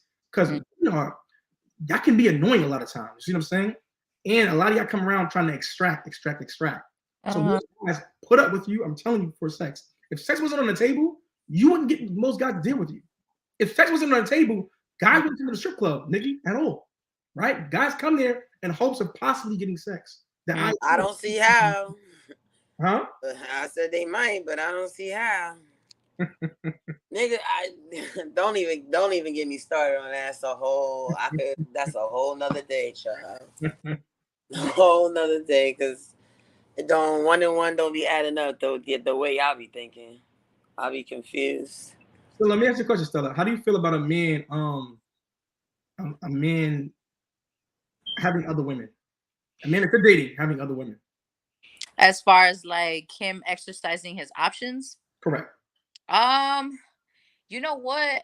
I would say that now, as I've gotten older and I've been in relationships, I feel like it's just what it is. You know what I'm saying? Like it's something that men have been doing for so long. Like it's been known. Like any man that has value, any man that he's making a good amount of money, he looks a certain way, he has a certain caliber of respect from his peers, all of that, he's gonna have a lot of women coming after him, and he's gonna step out. You know what I'm saying? It's just what it is. It's the truth. Like, as a woman, when I first had to really understand it, it's like, of course it hurts a little bit. It stings, because it's like, what woman wouldn't want a man that's totally faithful to her? You know what I'm saying? Like, that's like our dream. We want a man that's all about us and he's faithful and he's a good man, things like that. But truthfully speaking though, like, if he's an attractive guy, if he got money, if he's ambitious, if he's like basically like the alpha male, he's gonna have other women. That's just what it is. You know what I'm saying? Like, he'll probably have his main chick, he's gonna have his wife, his girlfriend, whatever, the main chick, and he's probably gonna dip off with some other chicks, and shit like that. But it is what it is. It's the reality of things. Like, men have done it for ages. I don't think men are ever gonna stop doing it. You know what I'm saying? It's just us as women understanding that and like, actually, okay, bro, like, okay, like, you're in a relationship, you with a man, he looks good, he got money, he got all that stuff. It's kind of like you telling, like, real talk. It's like, okay, bro, like, to be honest, if you're gonna cheat, I personally would rather not know about it. I would rather you just keep it player. Don't even tell. I don't even want to fucking know. Like, I don't want to know. Out of sight, out of mind. And if you're gonna do it, like, be smart about your shit. Like, I don't want to know. Use protection. Keep these bitches at a bay. Keep them away from us. Like, you do what you do. Okay, you get your nut off. Okay, get back to get back to business type of thing. But at this point, like, all women, we should know, like, that's what it is. That's cool. So then why we can't just be in an open relationship? I'm gonna tell you why. Because men and women are not the same, Nikki. How not? Oh. Maybe today I want some new dick. What's the problem? I don't care about him. You say that again, Nikki? Different for women. Different. I come to you. I take care of you. I just wanted some new dick today. What's the problem? The problem is men and women are not the same. Hey, Nikki, you see that last comment right there? You thought I was gassing. You thought I was just like, you can't make it up. What'd he say?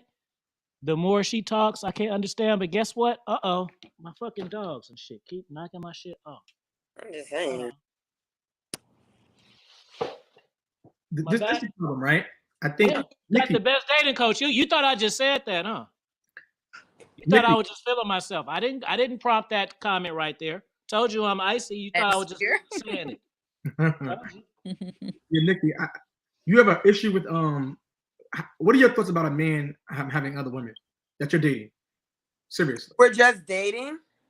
A guy that you're dating, committed, in a relationship with, like your boyfriend that you're trying to be with long term. Okay, well, see, it depends because I like women too. So even if it's not with you, though.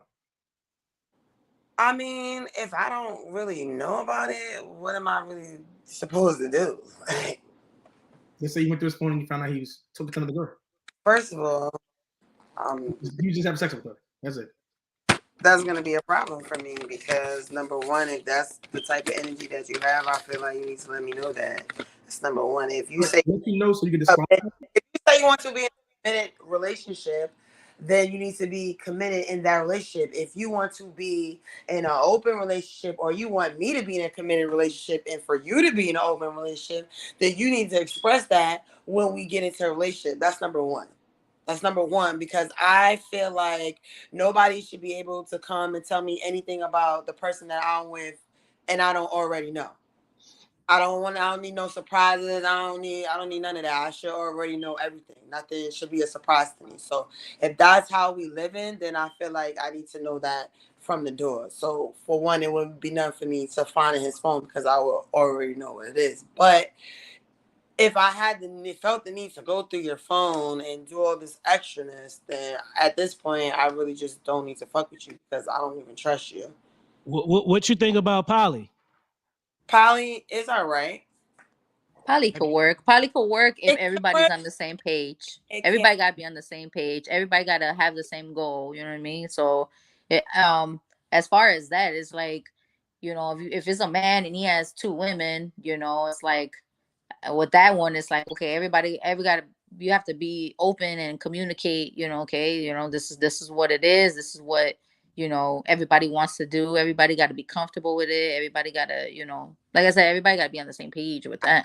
I feel like that's difficult and there's stipulations, and I say that only because it depends on how you start that relationship. Like, if you're in a relationship with somebody already, and then you attempt to bring somebody into your relationship based upon, okay, y'all may all get along, but at the same time, like in relationships, women are very territorial. So if I'm already here and we have this history and we have this love or whatever that we already have going on, and now somebody else is coming in, it leaves space for the person that's coming in to feel away or feel left out or not always feel a part of stuff, because you guys already have this history of these things that I don't even know about, or that are not normal everyday things to me, because I haven't been with a part of you guys' life from the beginning.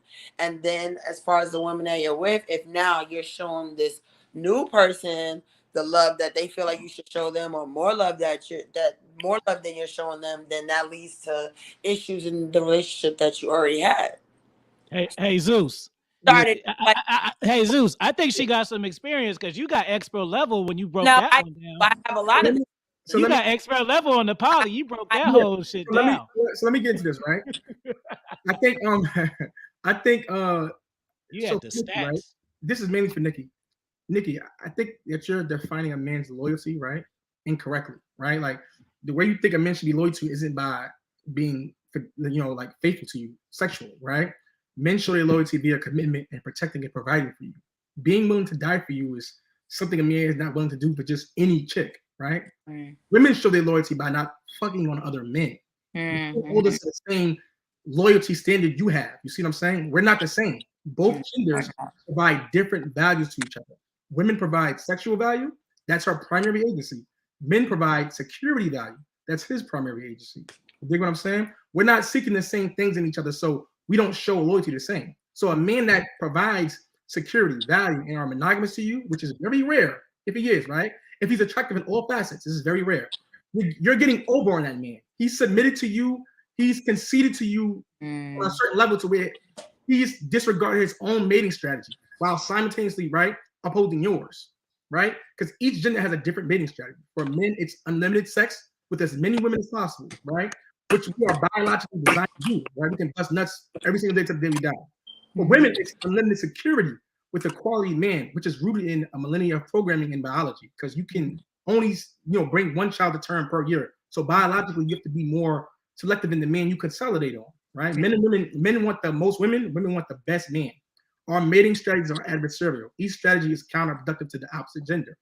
So when a guy gets with a girl and he's monogamous, he by default is suppressing his own mating strategy. That's why guys end up cheating at some, even if he cares about you to the most part, at some point he's gonna want variety because you by yourself cannot satisfy that man. Variety is his innate want for variety, right? Okay, but if a woman fucks a guy, and if you get with a guy right now, right, and he doesn't provide you any security, that goes against your mating strategy. That's why women who have a serious, that's why women have a serious point of contention fucking a guy and he's not giving her anything in return, right? It's the reason why it's a problem for you because it goes against the mating strategy. You see what I'm saying? We both have different mating strategies. That's why it's adversarial. So you would see that he's cheating, but he's not cheating. He's just being a man. And to men, when women want things out of them, they feel like it's, you know, gold digging, or she's being expected, but she's just being a woman. What a woman want is security out of a guy. So she's just being a woman. You know what I'm saying? It's just, we're just different people. We're not the same. We are different. We're different. We are different. Like, I think the reasons too, like if you look at it as far as like the reasons for men cheating and the reasons for women cheating, it's like men cheat because they can, you know what I'm saying? Like, because they got, if he's, like I said, you know, if he's a high value man, you know, or at least like above average, you know, like he cheats because he can. Like a lot of times he's just cheating and it's like, okay, he don't really care about the chick, you know what I'm saying? He just wants to bust his nut and dip, you know what I mean? Exactly. But like with women, and I'm speaking from experience because I've made a lot of mistakes in my past relationships, and I noticed like when things got rocky in my past relationships and it was like really bad, really toxic, I was looking for like an escape out, and that's why I started stepping out of my relationship because I, like you said, you know, I didn't feel secure. I didn't feel like the person was playing his part as a man, so I was looking for something else, and that's when I started stepping out, and I was like, you know, looking for men of a higher caliber per se, because my ex at the time, he was still like in a building phase. He didn't really have a lot of resources then, you know, like he was working, but he didn't have a car. He didn't have like other things. So it's like the men that I started cheating with, it was like, you know, I started cheating with men that, okay, they have a good job, they got a whip, they got a crib, they got money, they got stuff, you know what I'm saying? So it's like I was cheating with guys that had more than what my ex had, you know what I'm saying? So it's like I was doing that, you know, because yeah, like you said, you know, I didn't feel secure in my relationship, and emotionally too, because I wasn't getting that emotional, that connection from him. We were fighting so much, we were, you know, always on edge all the time. So it's like after a while, it's just like, nah, you know what? I'm gonna do me, you know? And it was kind of like a tit for tat, you know what I'm saying? Like I was cheating on him and he would cheat on me too. So we would always be playing tit for tat, tit for tat.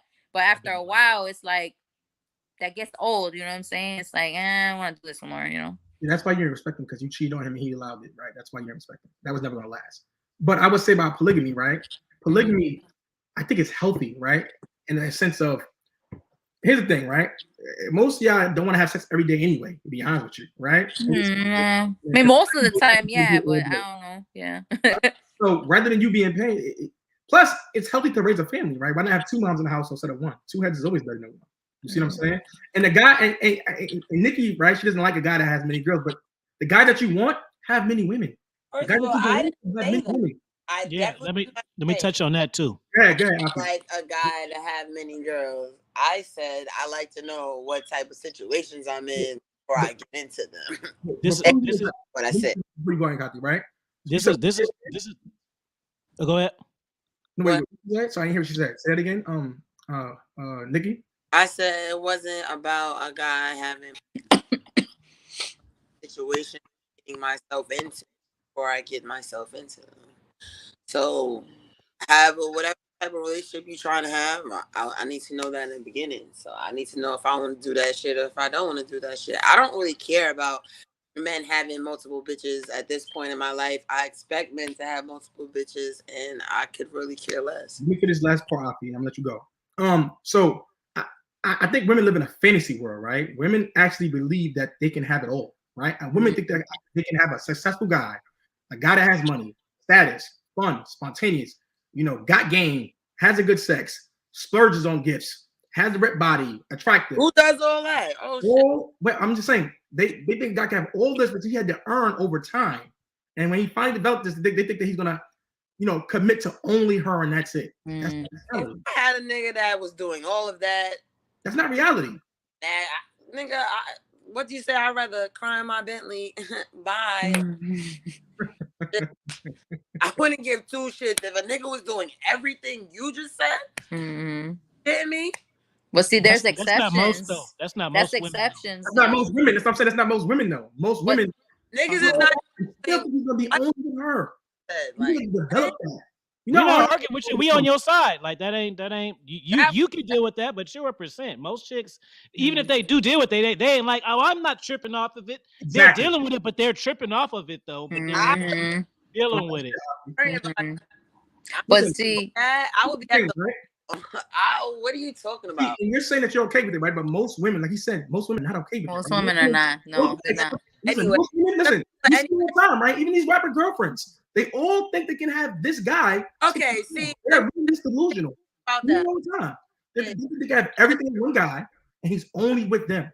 That's not possible. About him only being with them. I feel like when you are at a certain status or a certain type of nigga, I feel like you need to be fucking with certain type of bitches. You need to be fucking with bitches that have something to lose too. Like, you fucking with these raggedy, no-name ass bitches that want to fuck on y'all so they can go on social media and clout chase and make you look crazy and make me look crazy and have us all in the media for what reason? Like, you need to be fucking with a different caliber of bitch. Like, if you're gonna do you, all right, do you, but do you with somebody that's on your level or at least has something to lose like you, that's not gonna be running their mouth out here streets acting crazy. If you fucking on bitches, then you need to be having bitches signing non-disclosure agreements. Nobody talking about nothing that's going on. I don't Triggered. This seemed personal. Drake does that. Doesn't Drake do that? The chicks that he deals with, I think he has them fill out like non-disclosure statements and stuff like that, or paperwork. It's about smart. It's about being respectful. Like, you are somebody. Emotional damage. That's kind of crazy to me. This is the cold part of the game, though, and this is a tough pill for women to swallow, and you can't learn this from talking to your single friends. This is only the shit that you can get from a man. Well, I'm gonna throw a percentage out there. I'm gonna say all high value men that's what's high value on paper are going to have other women. Let me tell you why. Because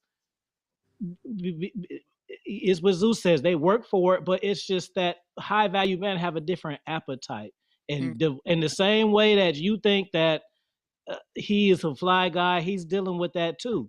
But men, the loyalty is not the sex shit. Women be worried about other women that the niggas aren't worried about. Like that bitch I fucked last night. That was just that. I wasn't. You seen the text message. You fucked the whole house up, and that was a one and done anyway. Like so the only time you're gonna get a high value man that's gonna settle down with you, I'm gonna tell you, there's only two ways it's gonna happen. It's either he come from that background, like a mother father, to where he was raised to find a woman and do that. You have that option, or you have a man that's tired of hunting. A man that knows he can have girls, but just on some chill shit. There's nothing outside of those two things. You gonna have a high value man that's gonna have hoes, or you're gonna have a high value man who cheats every now and then. But it's going when he goes on business trips and he's gonna do it because he know he can. But as far as finding a man with your shit and be exclusive, either he had to be raised like that, or he's tired of hunting. You're not meeting these 6 foot, and especially if they got status, because money is one thing. You can fuck with a dude who's a lawyer, but if he's not into wearing suits and shit like that, then the average chick may not even know he got bread.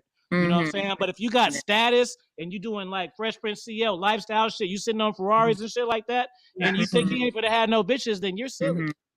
So let me say this real quick, right? And I'm telling you what he said was absolutely true, right? Yeah. The thing is, the guy that you all after, right? And it's like, bro, he had to develop that. Do you know how hard it is to become a man? Like, do y'all realize? I don't think women realize how hard it is to become a man today. Like, how hard it is to make the money that y'all require to pay to have a car, to to be able to provide for you and all this stuff and protect you and look a certain way. All these things take time for a man to develop, right? Where this exists. So you're telling a man after he had to earn everything he just made, all this money, had to earn his status to now date and provide for only and have only you? Doesn't make sense. Right? And he's saying that a guy, I would take a step further that even if he was even raised to, right? Most men, if they have the option, they're going to choose it. They're going to take the option. Yeah, that doesn't mean opportunity. You are number one at home. You have the car, you have the house. A lot of women, they hubris get in the way, right? Your hubris and then your stupid ass friends get in the way, plaguing you, telling you nonsense. Like, yo, if a guy's taking care of you, protecting and providing for you, right? And have you at home, him smashing a random chick is irrelevant. Like, watch this, Zeus. This is how different it is. And you can press 1 in chat if you listening. You already know this is true, because women always try to make it. They want the shit to be equal when it's convenient. Now let's just play a game like this. Let's play a game. We're on Tinder, right? So a woman, for the women, you match with a dude, and for the man, me and Zeus, we match for a chick. Who look at the bank account first? The women would. No. The man. Because what I'm saying is, if we on Tinder and we both match and we confirm a date, who's looking at their bank account first?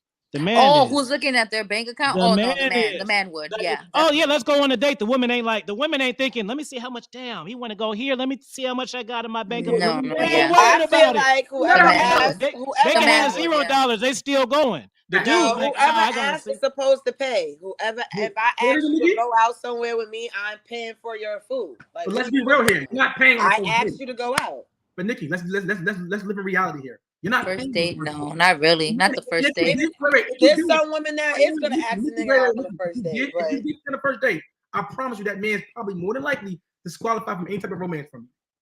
That's a red flag for you immediately if you get that. Especially come from where you come from. You know that just goes to a nigga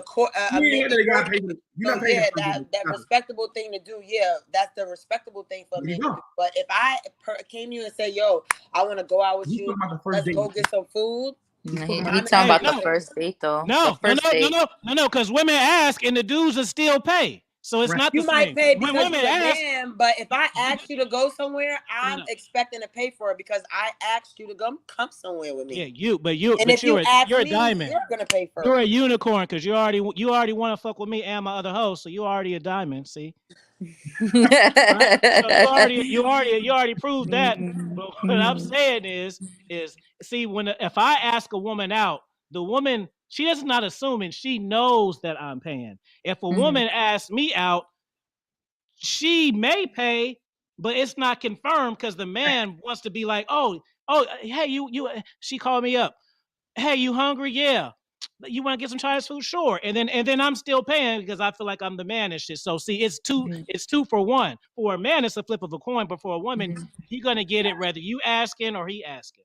But man, he knows that for the most part. Because now today's generation is like, if you take a woman out on the first day, you got to spend hundreds of thousands of dollars for it. Some real type of things. At the end of the day, my nigga, I fucking like Applebee's. We can fucking go to Applebee's, bro. Like, no, we're not going to Applebee's. I'm gonna take you to Baskin Robbins, and we're gonna eat ice cream. Starbucks. No, Nikki. I'm gonna feed you ice creams, and I want to see if I can get that strawberry in your mouth. That's what we're gonna do. Then get the whipped cream. Don't get this a beard here. Watch the beard with the whipped cream. We going to Baskin Robbins, right? I like that. Then we're gonna go shoot guns. So we're gonna have fun. Then we're gonna let some aggression off. And then we did your emotions hot cold. You then went soothing first, and then you went aggressive, and then you want to soothe again. You was a pimp in your past life or something? Oh shit! I'm an author and a dog dad. Don't you see this? He got experience. He's been out in the field, huh? Look, my dog is on the cover of this. See, this is how much I love my dog. See? Crazy. That's my baby right there. She said, was I a pimp? That's interesting. Bro, pimp energy. It's oozing out of you. Maybe you missed your calling or something. No, I like writing books and helping people. Yeah, I like it. Help is help. We gotta do the ice cream day first. Before we figure out the pippin parts, we gotta get whipped cream and strawberries. We gotta get the basics first. I like cold stone. Huh? You want Cold Stone? Yeah, we can do Cold Stone. You want Cold Stone? Yep. Yeah, I'm not a big fancy first date because that shit that's got to be earned, bro. You know, Yeah. because at least let me see in your Instagram and let me see you eat steak and lobster already at least. Yeah. I see Little Caesars or see Little Caesars and kids for 50 fucking pictures and shit. You want to get European on my ass? McDonald's. you want to try some shit. Now you want Korean barbecue. You want to make all this shit. You ain't never did it before. But right? A lot of guys going to first date investing more than they should. A certain amount of money on a first date. Because a lot of guys going in there investing more than they should, right? They do. That's true. And that's what they invested so much, they expect it even more. They're even more eager than they should be, right? Whereas if you go in with a minimal investment, you have less, you know what I mean? And top of that, if you have other women, you're not going that hard about smashing that same night. You see what I'm saying? A lot of guys, they'll spend $1,000 a date and think, all right, well, I'm taking home tonight. You see what I'm saying? They don't talk to them first. That's why they do little bullshit. They get the fucking number and shit. What you doing on Friday? Oh, I'm doing this. Okay, Saturday at 8. They don't even pre-qualify and shit. They just do. They wait to the fucking date. And I'm figuring out where you work at and shit when we already in a restaurant. Fuck all of that. I'm knowing everything before we go anywhere. And I touch it, give you a fucking high five. I know what you do for a living. I know how much money you make. I know how many kids you got. I know what your favorite activities are. I know your hopes and your dreams. This is before we even touch in real life. Yeah. That's how I make sure through the text message, right? The text message phase to me is how I qualify, right? That's how I categorize you. I already know what's going to happen for the most part. And also, I like to make sure that you are even high interest, right? That's true. Yeah, that's true. Right? I can tell, okay, this girl high interest, whether I'm going to prioritize going on a date with you or seeing you over another girl, right? Because I'm probably talking to another girl another time. So it's like, why am I prioritizing going on a date with you when I could go see, I don't know, Sheila, who's high interest, and you're not even that interested. You know what I'm saying? It's time to invest in you up front. I'd rather go see her first, spend the block on you when you know what I mean, and see where your head is at now. You know what I mean? Maybe you went through a breakup, so now you're a little bit more eager to see me. You know what I mean? Something's going on. You see what I'm saying? So I don't necessarily invest in a certain person who doesn't have the right interest. That's why I think God got us invest more time in the vetting process. Like even through text messaging, you can tell a lot through a girl via texting her. Do you know what I'm saying? You ain't got to even calling her. You ain't got to even go out with her. See her in person, you could tell a lot from her just by texting and talking. I think calling it works better though. Like talking on the phone works better than texting. I'm a texter. Sorry. Either way, I got game. He knows how to look for what he's looking for. Either way, he can figure out. All right, I know where this girl heads at. I know what she's looking for. I can tell what you're looking for through that first phone call, text. I can tell what you're looking for, where you're headed at, how I'm gonna game you. How I'm gonna run the game on you? How I'm gonna get you? What's my plan? Etc. But why you gotta run game on me? Why you can't just be yourself? Why can't I be myself?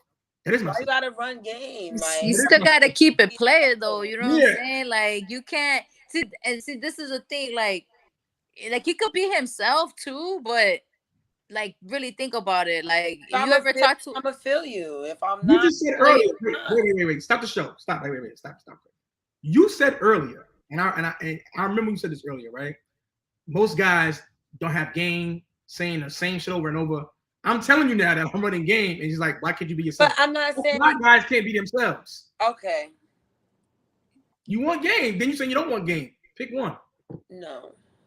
I'm not in that type of game. Like how guys have game. I want you to run some game on me and like make some type of facade or whatever, like in some way that you're not necessarily though. That when you say run game, that's what comes to my mind. But when I know what I said, I'm like, okay, I know all niggas is out here to get the same thing, but you don't all have to say the same thing. You don't have to go about it the same way, but you don't gotta run no game on me either. Like, I'm gonna run some. That's not always a finesse there. It's always a finesse. So we going for ice cream the first date. What's the second date, Nikki? Let's see where your game is at. The second day, I don't know. Then we could go out to eat, or maybe I might cook you dinner. Who knows? Depends on how you make me feel on the first date. I made you feel good. I made you feel good. I gave you clarity. I made your vagina wet at certain increments on the date. Because of my soft hands, I touched you in the right places. We kissed, but we didn't. This is the date we went on. We did that. We just kissed, but we cuddled and caressed.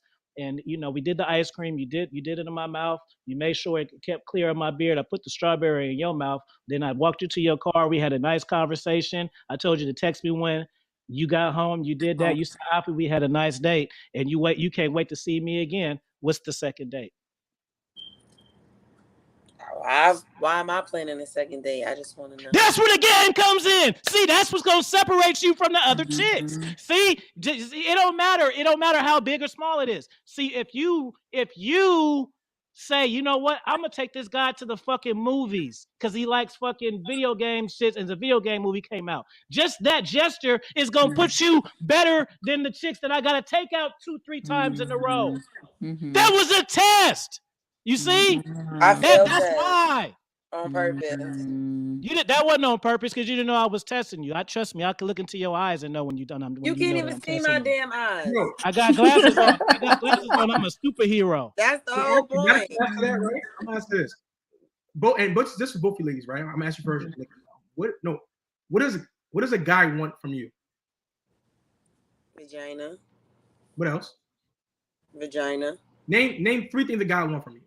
Vagina, vagina, and vagina. Stella, name 3 things guys want from you. 3 things. For one, I would say he wants my respect. He wants me to respect him as a man. For 2, he wants. Said take off them glasses. Take off them shades, baby. Well, for one, like I said, he wants me to respect him as a man. For 2, he wants me to be feminine, to be a feminine woman. And for 3, he wants vagina too. I don't know. I feel like every female is different, but as far as I'm concerned, I feel like those are the top 3 things. Maybe I just give that energy, and at this point, it is what it is. I'm over it. Niggas can want whatever they want, but I don't gotta give them what they want. Whoa. What you just said? Niggas can want whatever they want, right? They can want whatever they want, but that don't mean they gotta get it from me. But see, that's just the problem, right? Most women don't know what men want, right? Most women don't know. Nor do they care, right? And that's the problem. A lot of women are struggling with retaining men. You want to make it a point to find out what a guy wants from you, right? Yeah. You go into it with a guy just existing. You think your presence, your sex, as you just said, you kept saying vagina, vagina, vagina. You think that's enough for most men, right? I don't think that's enough, but I think that the people that come around me, that's just, I mean, like I said, maybe I just give that energy. At this point, it just is what it is. I don't have to give people what they want from me. If you see me and all I make you feel like is all you want from me is vagina, that's cool. I respect that. And that may be something that I have to work on within myself. But at the same time, I don't have to give you what you want. So it's not taking nothing from me. So I don't let it bother me. See, listen, Nikki, right? It's your job to keep the man, not his job to keep you, right? Like, I think you got that misconstrued. Right?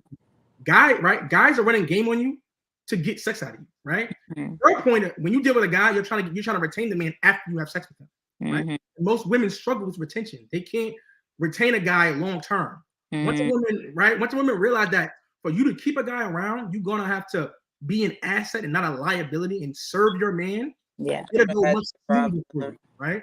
If women want to keep a man, you need to be an indispensable part of his life where he can't operate without you, right? Where he can't operate, to a full capacity without you. Most women, however, are interchangeable, replaceable. You see what I'm saying? If you just giving a guy, sex, around, he's not gonna take you seriously. He can get sex from other women, especially the guys that y'all want. Especially the type of, the type of men that you ladies are going after. So he's attracted to most women, right? So why would he choose you over other girls if you're offering the same thing other girls offer? You're just saying vagina, vagina, vagina. What else do you bring to the table? No, I thought you were personally asking am I done? what do niggas want from me? I didn't know you were asking in a general state.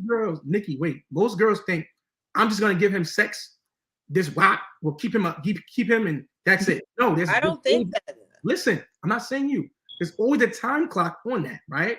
Mm-hmm. You need to be able to add other portions of value. Every guy may want, you know, a certain measure of value. Some like I think they want a date, right? Some other guy may want you to, I don't know, read his emails. You have to identify what that guy needs and add value accordingly. You see what I'm saying? I agree with you 1,000%. Just like me, Zeus. I like homebody chicks. So a chick that always want to be like that. Mm-hmm. She the last nigga she fuck with might not cared about that, but I'll be at the house like again. You know what I'm saying? Like just because it's the weekend don't mean with you though. No. I'm just saying like women who always need to be on the scene. Mm-hmm. Oh, the white party. Oh, the da da da da. Oh, the concert. Da da da da. Oh, so and so's at the so and so. Da da da. That kind of shit. Okay. Most women have the mindset me. What can you do for me? They come in wanting to extract. Here's the thing though, right? When you find a man that you want, right? Fuck your happiness. It's about what makes him happy. That's how you keep a man. If you get that mindset, like, all right, once you switch that perspective and say, what can I do for him? I need to make my guy happy. I feel like as a byproduct, if you keep him happy, so, I don't know about that one. You dig what I'm saying? This is why women struggle with retention of a guy. This is why women end up single because some never realize this. Here's the uncomfortable, like this uncomfortable sexual reality, right? And it may seem sexist or but reality is sexist. Women derive the most pleasure from serving their loved ones. You see what I'm saying? Their family, husband, children, parents, not from everything else. Bags and shoes and a career or making your own money. That's not where women get pleasure from. You see what I'm saying? You can make all the money in the world, doing whatever you do. Like you could do whatever you're doing, it still makes you happy. But having a man by your side and a family makes you happy. The problem is women don't care to learn how to retain a man. Most women don't care what a man needs. You can answer that. Most women can't answer that question. Not just you. Why? Because you don't really need to. Because most guys take you as is just to get sex out of you. So women think in their head, take me as is, not what I gotta do to self-improve. Most women don't even realize they gotta self-improve. It's the problem with nothing that they're doing. You need to, do what you're doing, and he's gonna take me no matter what. No. Just like a guy has to self-improve, you gotta self-improve too. That's true. Well, you know what I think too? I think it's not only just the women playing a part in this. I think it's some men that play a part also, because it's like, if you talking to a chick, and yes, I understand sometimes you just want to get some pussy out the deal, you know what I mean? Like, we get it, you just want to smash and dip or whatever, okay. But it's like, if you see that, this chick, she doesn't really have nothing else to offer, it's like, you kind of got to cut your time short, too, you know what I mean? Where it's like, I think like a lot of women, like they get away with a lot, you know what I'm saying? Because no man actually tells them like, yo, like, girl, you don't have nothing to offer me, like, or your attitude's kind of funny, like your attitude is bad, or you know what I'm saying, like you have an anger issue, or you got something going on mentally with you. Like, I feel like some guys don't like straight up tell us sometimes like that something's wrong with us, you know what I mean? So it's like, and I think too it comes with like the people in our circle, and it's like, telling us, like you said, like, oh no, you're fine the way you are, you just got to find the right man for you, and he's gonna, he's gonna take you flaws and all that. It's like,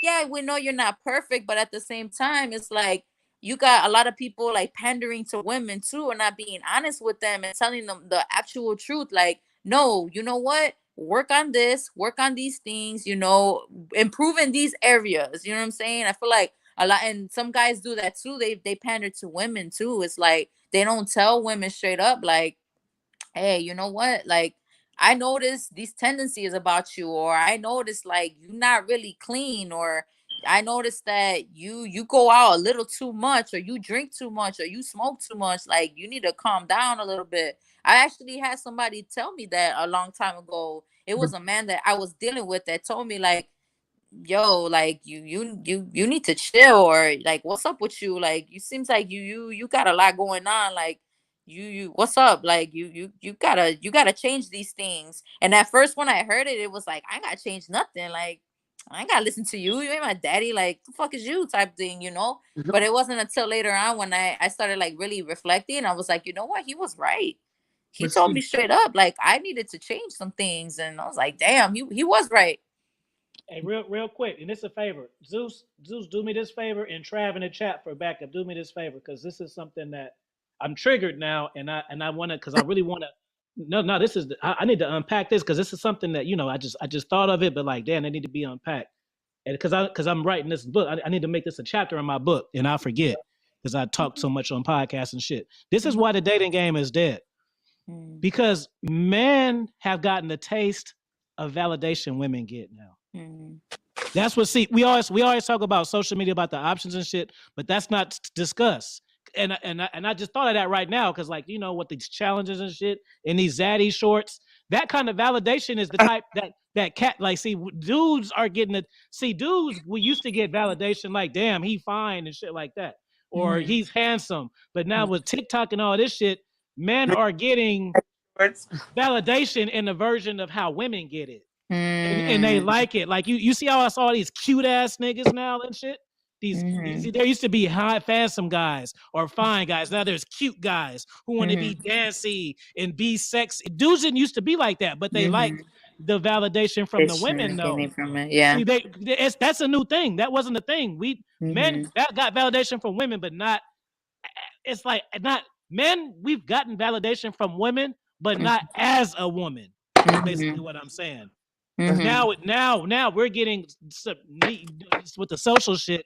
We're getting a taste of what women go through, and some men like this shit. So it can't be two bitches in a relationship, because a woman is a female, and the man want to be the bitch too. He want to be the bad bitch. He want to have the eyebrows and shit like that. And these fucking guys putting filters on their faces and shit now. That's too feminine, yo. Like that's way too much. Press like, one if y'all agree. Y'all agree with me? I agree. Some shit but you just never really put it together. And I'm just thinking about it like that's because it's all this feminine shit for the dudes now, but they wouldn't do it if the bitches wasn't validating it. If dudes was putting on zaddy shorts and doing little cute dances and getting 7 views, they wouldn't do that shit no more. But they're going viral, and then their Instagram's getting pushed out, and now they're getting all these bitches. Oh my God. Those buff guys with the beard, and they might be talk like a fucking retard, but they can do these poses, and then they get bitches. And they don't even gotta like date or have sex with the chicks. It's like it's reverse. That validation is enough. Just like for a woman ain't gotta fuck dudes. If she have a bad day, she could post a picture, get 100 likes and 10 DMs and 50 comments. She feels better. So now dudes are doing this shit. Dudes are getting validation, not by sex, but attention that's similar to the attention that men give the woman. Now men are getting that attention from the women. So Stella said, right? And I'm gonna get into you, Avi, right? But men don't tell women because they are ashamed a lot of times, right? Like you're saying men don't tell women what they want. The problem is, if I tell you what I want, I'm either controlling or insecure or some type of nonsense, right? Some type of rhetoric to where it's okay because suppress a woman's sexuality, tell her what she can and can't do in order to protect the relationship. What you should do as a man, it's part of being a leader. It's a problem. You see what I'm saying? And nowadays, most women don't respect most men, so women don't care what you're saying nowadays, right? They suffer from a idea of I can just replace him. You know what I'm saying? And most women have never had to self-develop or change certain behaviors because most guys take them as they are. Most guys are just trying to get sex and keep you around. They accept it, yeah. Qualified from a relationship, they'll still keep you around just for sex, right? And rather than tell you like, yo, you gotta change, like, yo, you gotta cut this behavior out. Yeah. You know what I'm saying? Or rather than tell you like, yo, I don't like this, I don't like that. You're gonna shame me, or you're not gonna probably do it anyway. So they'll just stick around, string you along, 5-6 years wondering why he didn't commit to you, wondering why he flew another girl out, and that's why. Yeah. Your behavior is intolerable, but you're still having sex with him still. You know That's you probably, but you're not listening, you're not hearing, you probably don't care, whatever the case may be. And you think he's gonna accept you eventually. No. Men are not. So, and difference between men and women is men will men will disqualify you silently. Right? Mm-hmm. Whereas women should disqualify you up front because she ain't trying to give you sex anymore.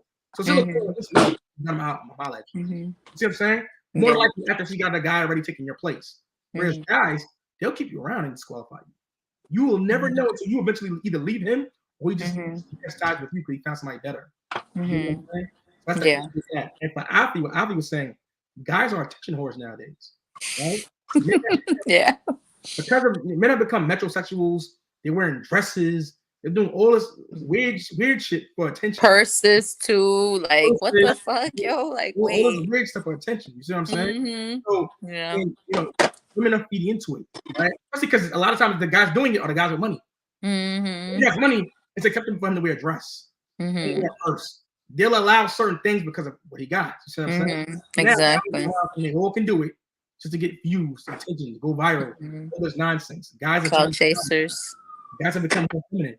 That's the problem, right? So guys, they're not seen as leaders because they become the women in the relationship. 50-50 with girls and want to have girls pay for them and take care of them and all this other weird shit. That's the problem, man. I ain't gonna lie. I ran into a few people like that. Like I ran into a few guys that were like really full of themselves and like they were just really, clout chasers, and like you said, they want to be the woman in the relationship. They want the woman to be paying for the food and do this for me, buy me this and that. And I kind of had to step back and be like, wait, who's the woman in the relationship? Because last time I checked, it was me, not you. Like, you're supposed to be the man. Like, wait, this is not right. And I'm thankful that I at least had like one or two examples of what an actual successful relationship should be and what a man should be like, thank God, because, even though like my relationship with my dad was rocky, I always had my grandfather, and I always looked at how my grandfather is and how he's been with my grandma and how he treats her and how he takes care of everything. So it's like, I kind of will refer back to that relationship and be like, wait, that's not what a man does. Like, he's supposed to be leading. He's supposed to be providing. He's supposed to be doing these things. And it's like, wait, this man's not doing that for me. I was like, oh no, this is not going to work. And I just like, just got out of that situation. I'm like, nah, I'm not dealing with that. Like, as a man, it's like, you got to take your rightful place. You got to be the leader. You got to provide. You got to do what you got to do for your family. And I'm the woman. I'm here to support you. I'm here to take care of the home. I'm here to do everything that I got to do as far as that and take care of the kids. Like, that's what our positions are. And it's like, nowadays, there's a lot of guys that, you feel like the roles are kind of reversed, but you got to look back too at their family dynamic, because a lot of men, they're raised by single mothers. And it's unfortunate because, as much as a single mother can do for her son and take care of him, but he needs a father. He needs a father figure. He needs that role model there. And if there isn't a father in the home, okay, he needs at least some type of mentor or some type of role model to look up to. But a lot of times it's like, it's hard. So it's like, if these men are growing up in that type of environment, what type of man you really think he's going to be? Like, he can't be a leader and all of that if, he wasn't raised to be that way, or he never seen that example. Like, then what do you expect from him? You know what I'm saying? So it's like, that plays a part too, the family dynamic. Yeah, fathers are extremely important, right? Yes. Not having a positive, unapologetic masculine role Nikki, model. what you got on? Did I see something right there? What? I thought I saw a little booty. You got your drawers on? How you can't see my? So you got your drawers on. I got shorts on. What are you talking about? I thought I saw some skin over there. You in the kitchen with the drawers on. Yeah, I gotta make my dog something to eat.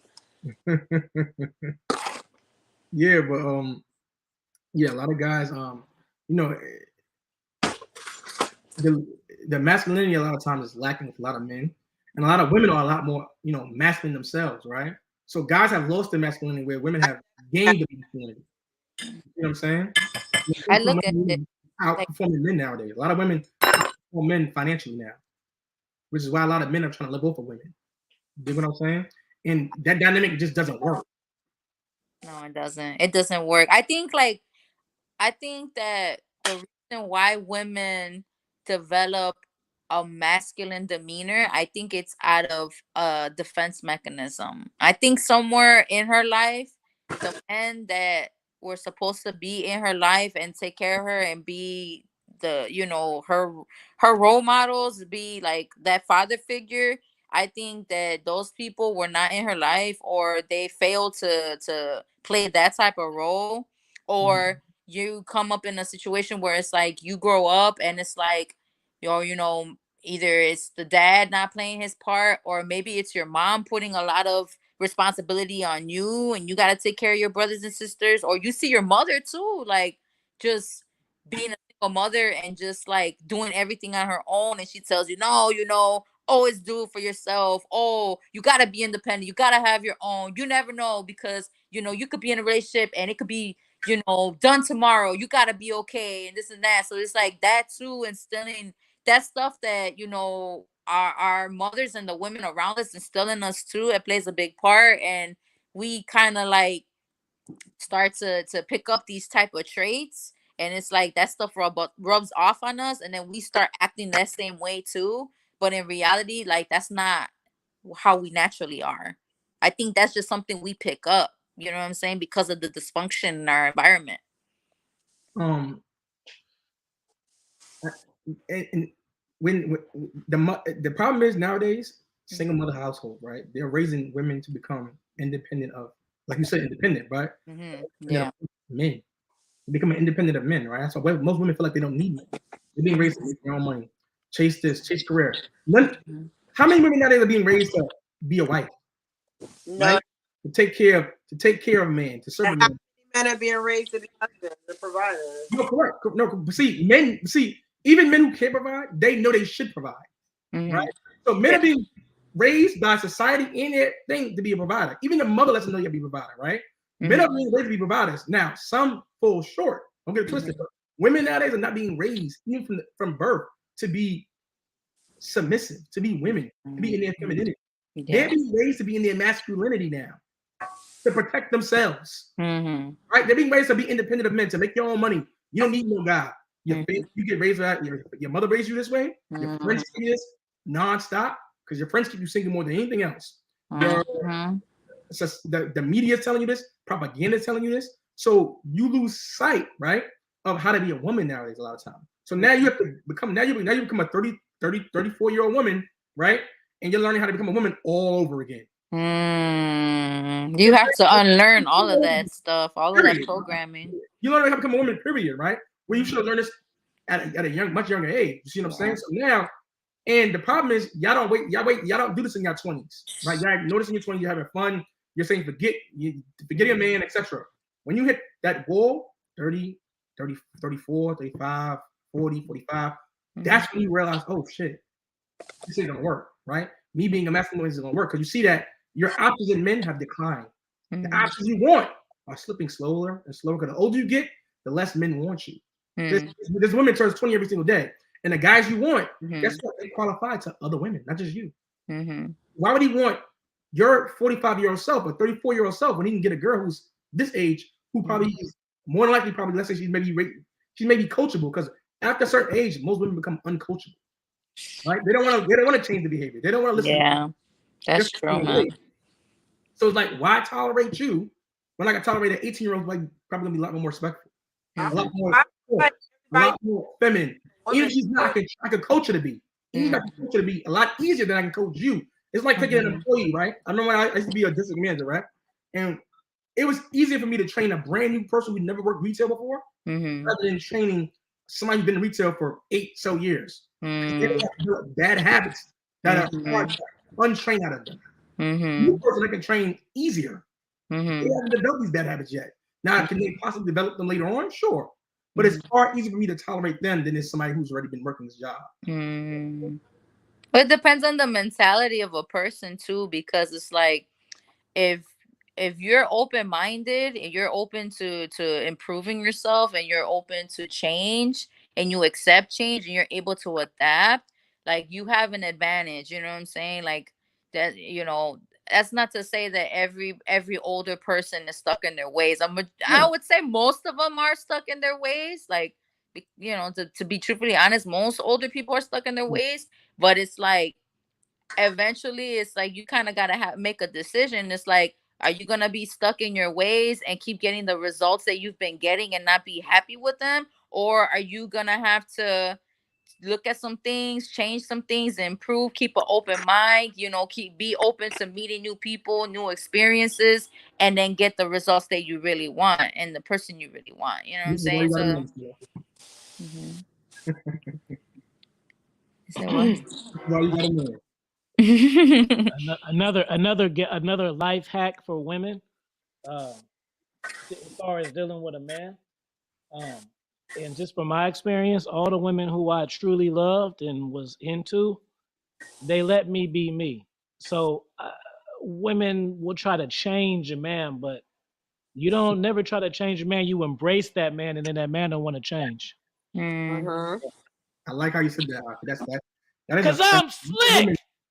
I've had that. I feel like it's always on us. It's always what women could do better, what we gotta change, what we doing or we not doing. Women value the relationships more than men.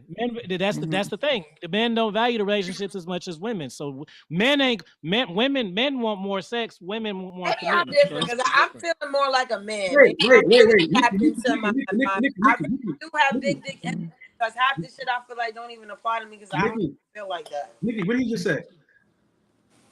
He said women are more tapped in and they care more about relationships. You didn't hear nothing he just said. He's talking over him. How? You ain't listening. How you ever put attention? You ain't listening. How you listening to all? You can't argue. That was the end part. I heard what he said. I'm talking about everything you guys said. You didn't hear nothing he just said. You can't repeat it. Because I'm a little high, so I'm not gonna be able to. See, this is the excuses, right? I know I'm being a stat. I heard everything y'all said. I really heard everything y'all said. I'm making my dog food. I heard y'all. I just said, how come it's all? It seems like all I hear is what the women have to change or what we. This is the thing. What he said. Wait. What he basically said, right? And this is true. You want the relationship. Listen for a minute.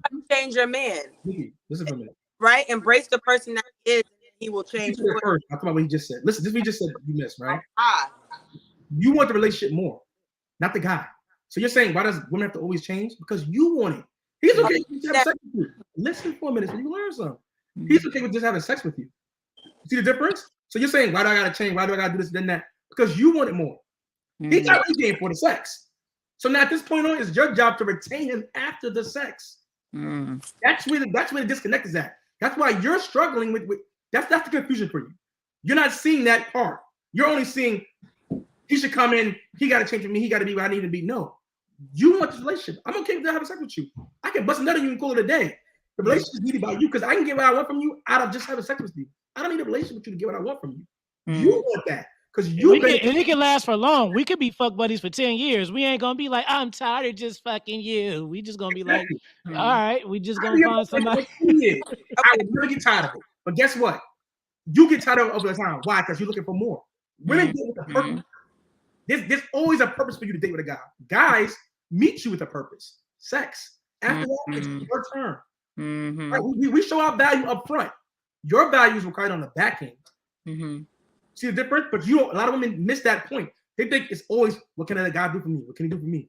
It's not that. Like, what can you do for him after he has sex with you? Women miss that big factor right there. You see what I'm saying? I understand my disconnect. I kind of took it more as like you was talking to me and not as an in general statement. But if I am looking for a relationship, then these are the things that I need to do because I want the relationship and he doesn't. I got it. Yeah, if you want it.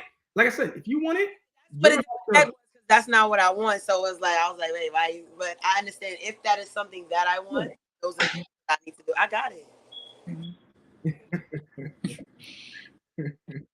Make sure you clean those pots before you make my food too, baby. I don't do First of all, my dog food that he eats, so it's fine. No, that's not fine for me. Just you ain't got her Instagram? Throw some shit in there real quick. Just give it a nice rinse and then put the steak in there. Damn it. Instagram, Avi. I got 2 dogs too. You ain't seen my dogs? I got dogs, but I a moment to page yet. I just followed you a while ago. I like beef jerky. Is I that like beef beef jerky? Yeah, I like beef jerky, baby, and I like the kind that come in the bag, not the sticks.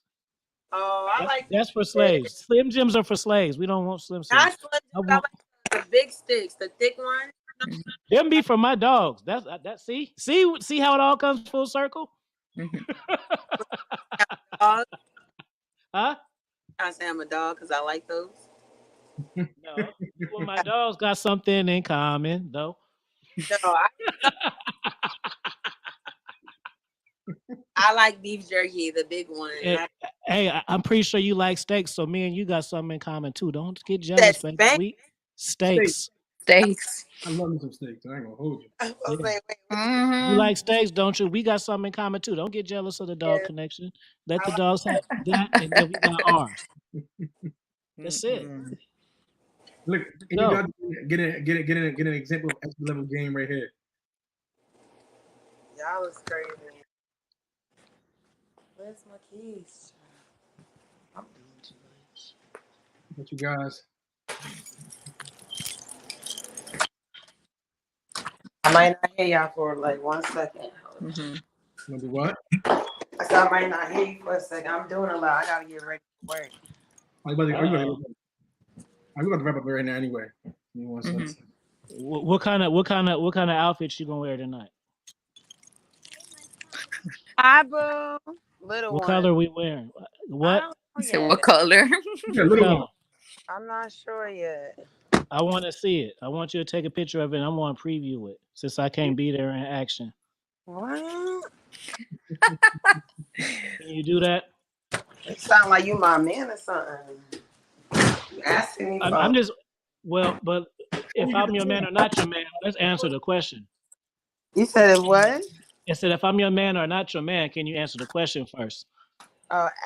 Ask me what can I send you something? Yeah, I don't know. want you to send me the preview of your outfit for tonight.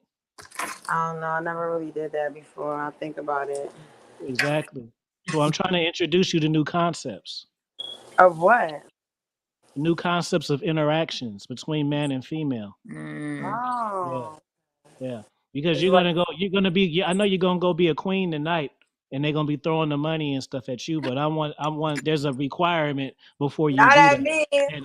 And I want to see what you gonna have on tonight. I'm a little bit too melanated. They ain't gonna be throwing too much cash at me, sir. Well, I don't care about how much cash they're gonna throw because you in a whole nother state. What I do care about is I want to see what you gonna have on. Can you do that for me or not? This is what you do. Sure, You lay on the I can bed. do that.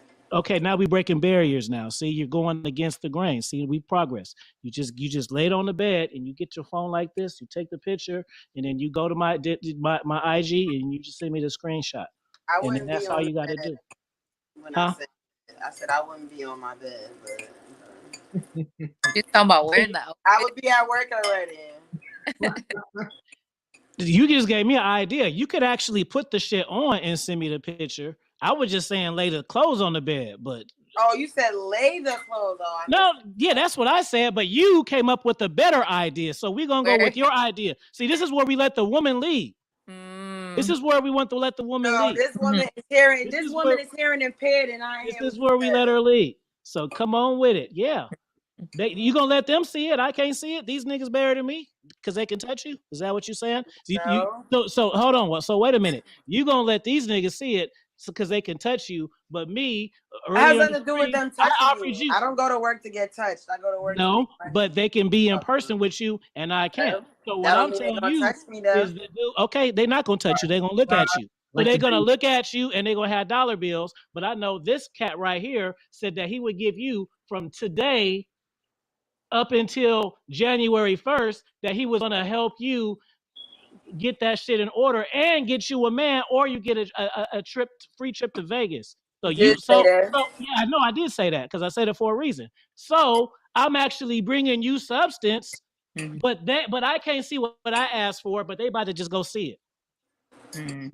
So I need to have it in my inbox. I need to have it because of that. Because I'm offering value and I ask for something, and they're offering no value, and they get to see what I'm asking for. You got it. There we go. You got it. I have no argument. See? And we still got 6 more months. What you think? Change your life? You might. Yeah, I That's already right. know. You just might. This one conversation, and we got 3 other people on here. Just imagine one-on-ones. I had you so good, you have a halo around your fucking head.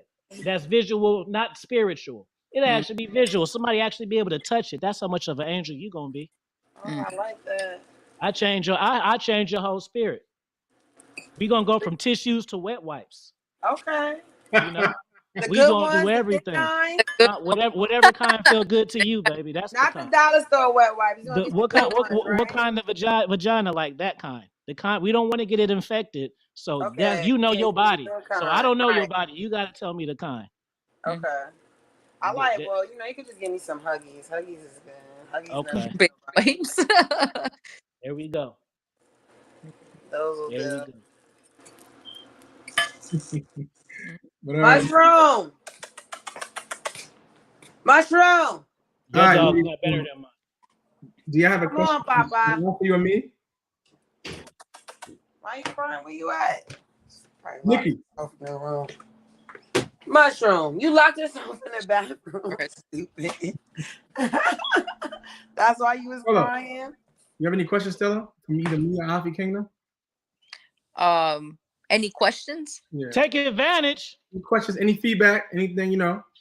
I hope y'all know I do paid consultations. This shit I'm giving y'all costs $350 for 40 minutes. Y'all better ask these fucking questions if you got them. You think this advice ain't good? It's good because it's polished and paid for. So as far as your coaching, so what kind of coaching is it? It's like relationship coaching, or like what is it? What is your well, you know, it's different now because I've been doing YouTube podcasts since 2018. So people are invested in me as a person. So saying that to say that it started off being about dating because I didn't have a catalog, because I started off coaching a month into me making YouTube. I had an interview with a prominent dating coach, Mr. Lucario, and I started from there. As throughout time, people have invested in me, just like, you know, my books. I remember talking about books, and, you know, so I coach with that. People just like me as a person. So I get all types of shit because people may have something embarrassing maybe that they don't want to talk to their friend about or they companion about. But they can tell from my character throughout the years and can be inconsistent because I've been, like I said, I've been on here a year. I didn't just start and I got 4 fucking videos and it seemed like I'm cool.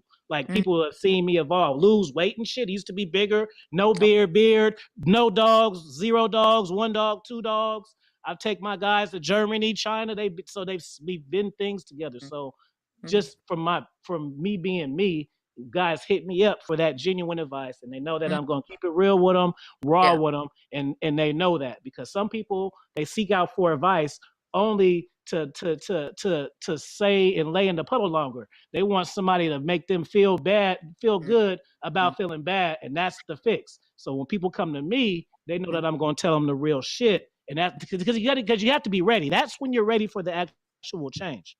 Just when you have the problem, you having the problem don't make you make the change out the fat. If I'm fat than the motherfucker, well, guess what? I was getting fat before I got fat. And that problem didn't make me want to change.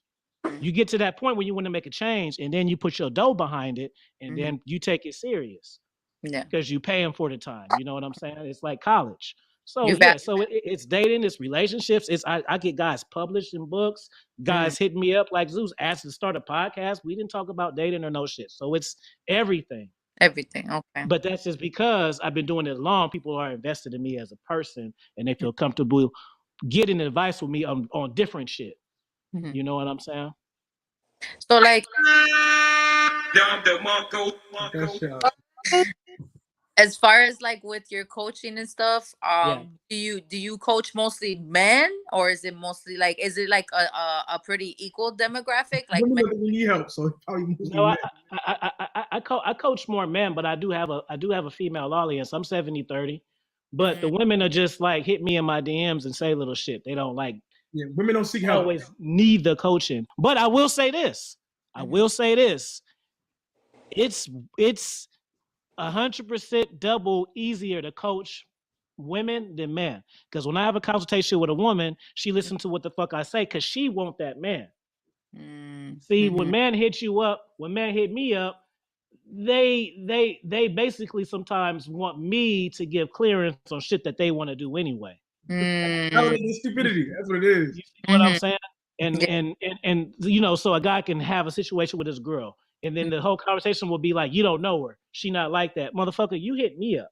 So you feel me? You defending her and all of the shit, but she giving you a hard fucking time. So who knows the shit, you or me? See, because see, that's the best thing. That's what people don't understand. It's easy for me to be a very great coach, even about relationships, because someone will say, how could you coach about relationships when you single? Easy. For one, I've been in relationships before. And for two, my emotions are attached to your guys' situation. So I see them as clear as day. I see them more clear than your ex. I see them more clear than your mama. If you ask your mama for some advice, it's going to be jaded because she going to want you to do what she feels best for you. See, I'm a stranger. I'm going to tell you the real fucking shit. Exactly. And that's why they pay me. See, if I'm your friend, I don't want to hurt your feelings. I'm not going to not want to hurt your feelings if you paying me and shit. Because if you paying me, that means you ready for the fire. You ready for what it comes. When you want some free shit, then it's different. So, you know, it just depends. But the women are easy because women, when they want something, they want it. Dudes, when they want something, they want it, but they want the easiest way though. They want the easiest way. A dude, I can talk to a guy maybe 5 fucking times and give him 5 of my books, and his relationship and awareness and discernment with women will maximize. And I'll teach him how to be a man that a woman that attracts women instead of trying to attract women. But instead, what a man will do is he'll want coaching on one particular woman. See, he doesn't want to. He won't want to learn how to like be better as a whole and more attractive. It'll be like, how do I get this particular one? And then I can show you how to get this particular one. And then when that shit falls off, then you single with no skills. Because I taught you how to get that particular one, but that's one thing. That's one key. You can't take that everywhere and go everywhere with it. Exactly. You know, I gave you a seed for that particular. So you wanted a rose, motherfucker. Well, here's a rose. When I have a whole thing of seeds, and I can give you these whole seeds, and then you can just plant a whole fucking garden where the fuck you want. But that's what I'm saying. The dudes want shortcuts, and the women want results. And that's why the women, they like, hey, I'm all yours. Because I ain't been sleeping. I've been listening to Mary J for 2-3 days straight. Afi, help me. Dudes, they got their dick out and shit. Yeah, you know, I usually don't need advice, but I'm a player and shit. I got hoes, but it's this one. All right, nigga, everybody say it's just this one. So that's what you don't get. Every cat that tell me, it's just he always run this shit down first. Nigga, speed up. I know it's about the one. We know this. Let's hurry up. I don't need to know. You hit me up because you want results. All the other shit you did in your lifetime, it don't matter right now because that shit got you on the jack with me. So, you had a threesome in January, good, but we here now. Listen, I ain't gonna lie, it's never just the one, right? If this is the thing, right? If you got a problem with women, right? If she's your problem at all, then you have a problem with many women. Or 2 after her, 3 after her, that's the problem. A lot of guys think it's a one fix all problem. No, your problem it wasn't with her. Your problem was probably before her, more than likely, right? Never just the one woman. The problem is you and how you're seeing it and how you're dealing with her. That's usually the issue, right? And a lot of guys they're looking for the path of least resistance, right? The one side that fits all. That's why a lot of guys pay these coaches, right? They'll come pay these coaches and say, I have a problem. No, you have many problems. They see it as a one-time fix, right? When it should be a continuous therapy thing, right? It should be a continuous. And then they try to apply something they see on the internet, right? They try to apply one thing they learn on the internet when it's like every girl's different, every situation is different, right? Like let's say Auntie teaches them game one episode today, right? They'll go the exact same lines, the exact same game for a girl who it would not work on, or the game. Exactly. The game has to be tailored to you, right? How you talk to women, how you deal with women, got to be tailored to the way you move, your lifestyle, according to your attractiveness, right? Certain things like how I talk to women wouldn't work for a Brad, right? It would not work, right? You see what I'm saying? So a lot of then they'll come after him, hey, what should I say or how should I do this, right? when there's no foolproof way, right? You just gotta go. Guys look for that, that easy. There's no easy fix, man. It's not, right? Unless you fix you. The easiest thing you can do is fix you. Fix the core of the problem. This how bad it be. It be cats that be willing for me to text the girls for them. Oh no, nah, bro. You gotta put your own legwork in. No, y'all see, I'm serious. I'm not even like roasting or nothing. I'm like, I'm serious. Like, and I be telling them like, yeah, bro. But when she come to your house, bro, then what? Then what? Exactly. Yeah. Right. You gotta get her there. Then she gonna be wondering why the fuck she came. Like, did I get the wrong address? Mm-hmm.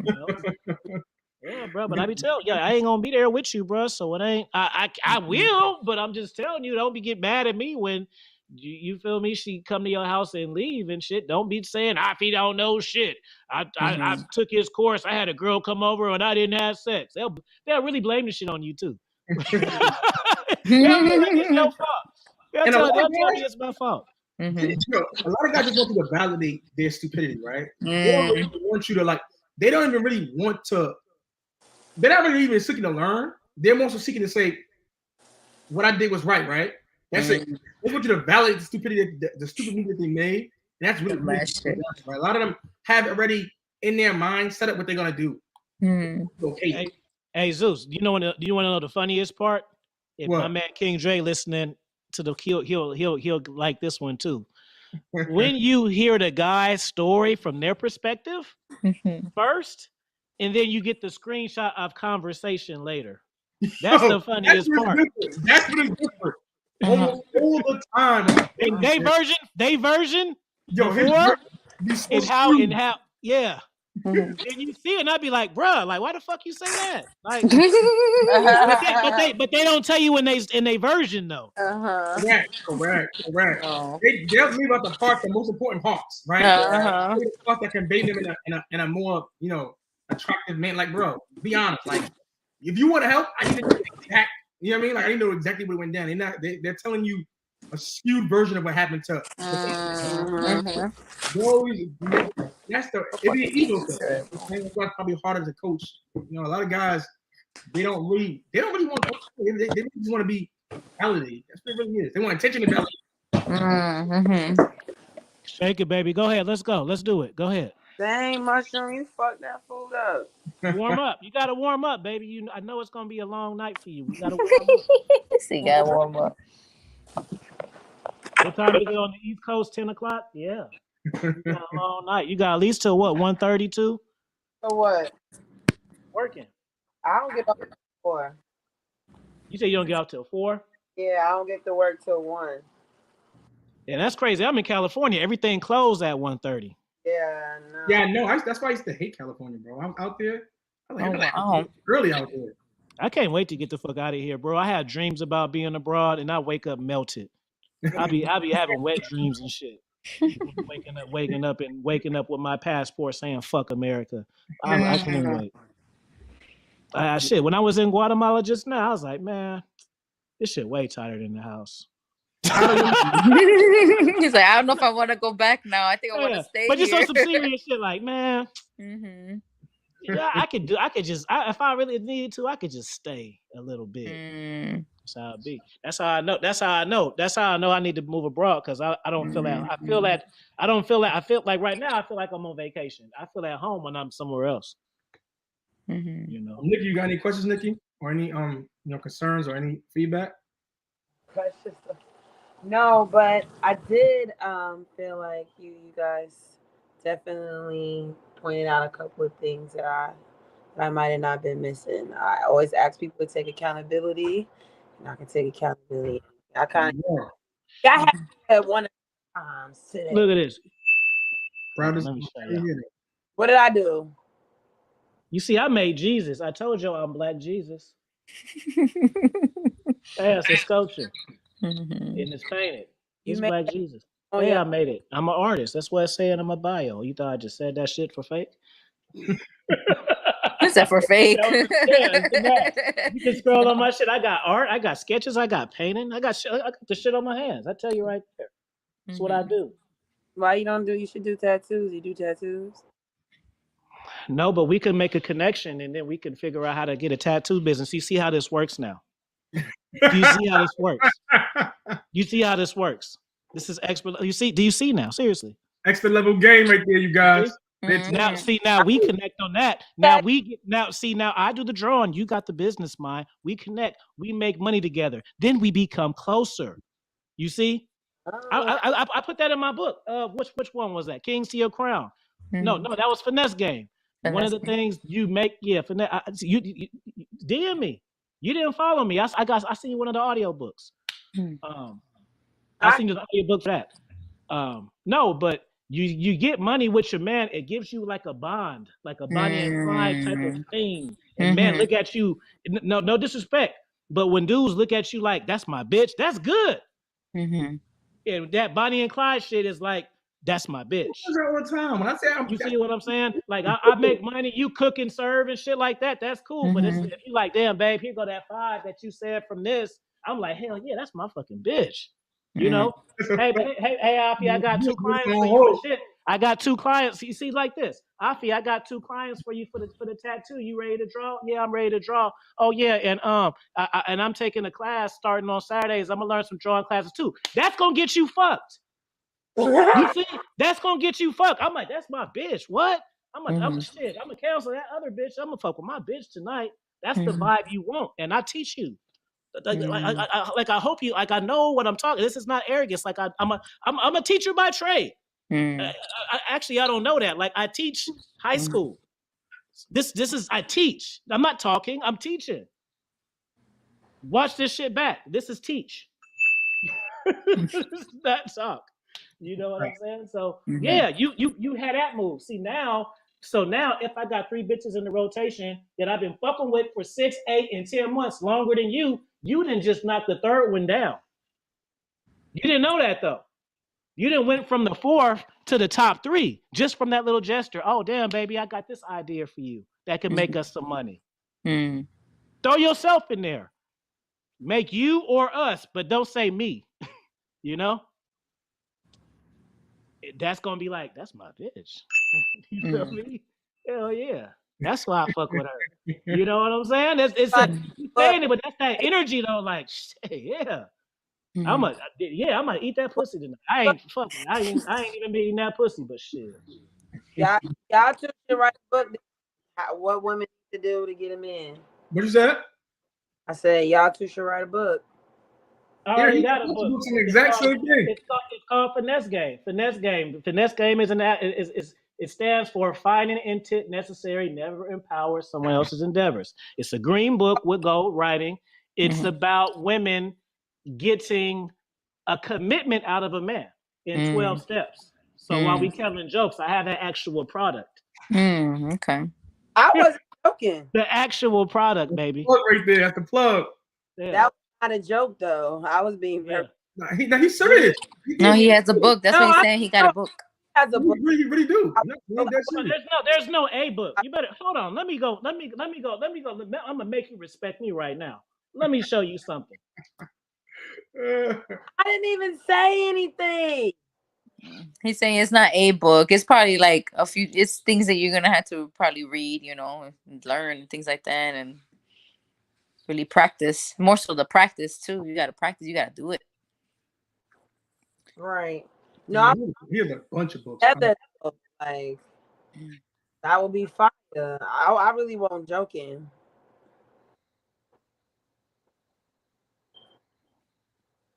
Now he about to curse me out.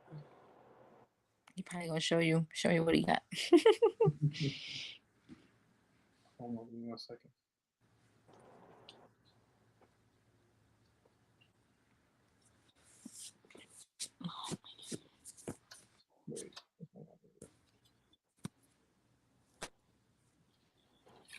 I don't know why I'm so white.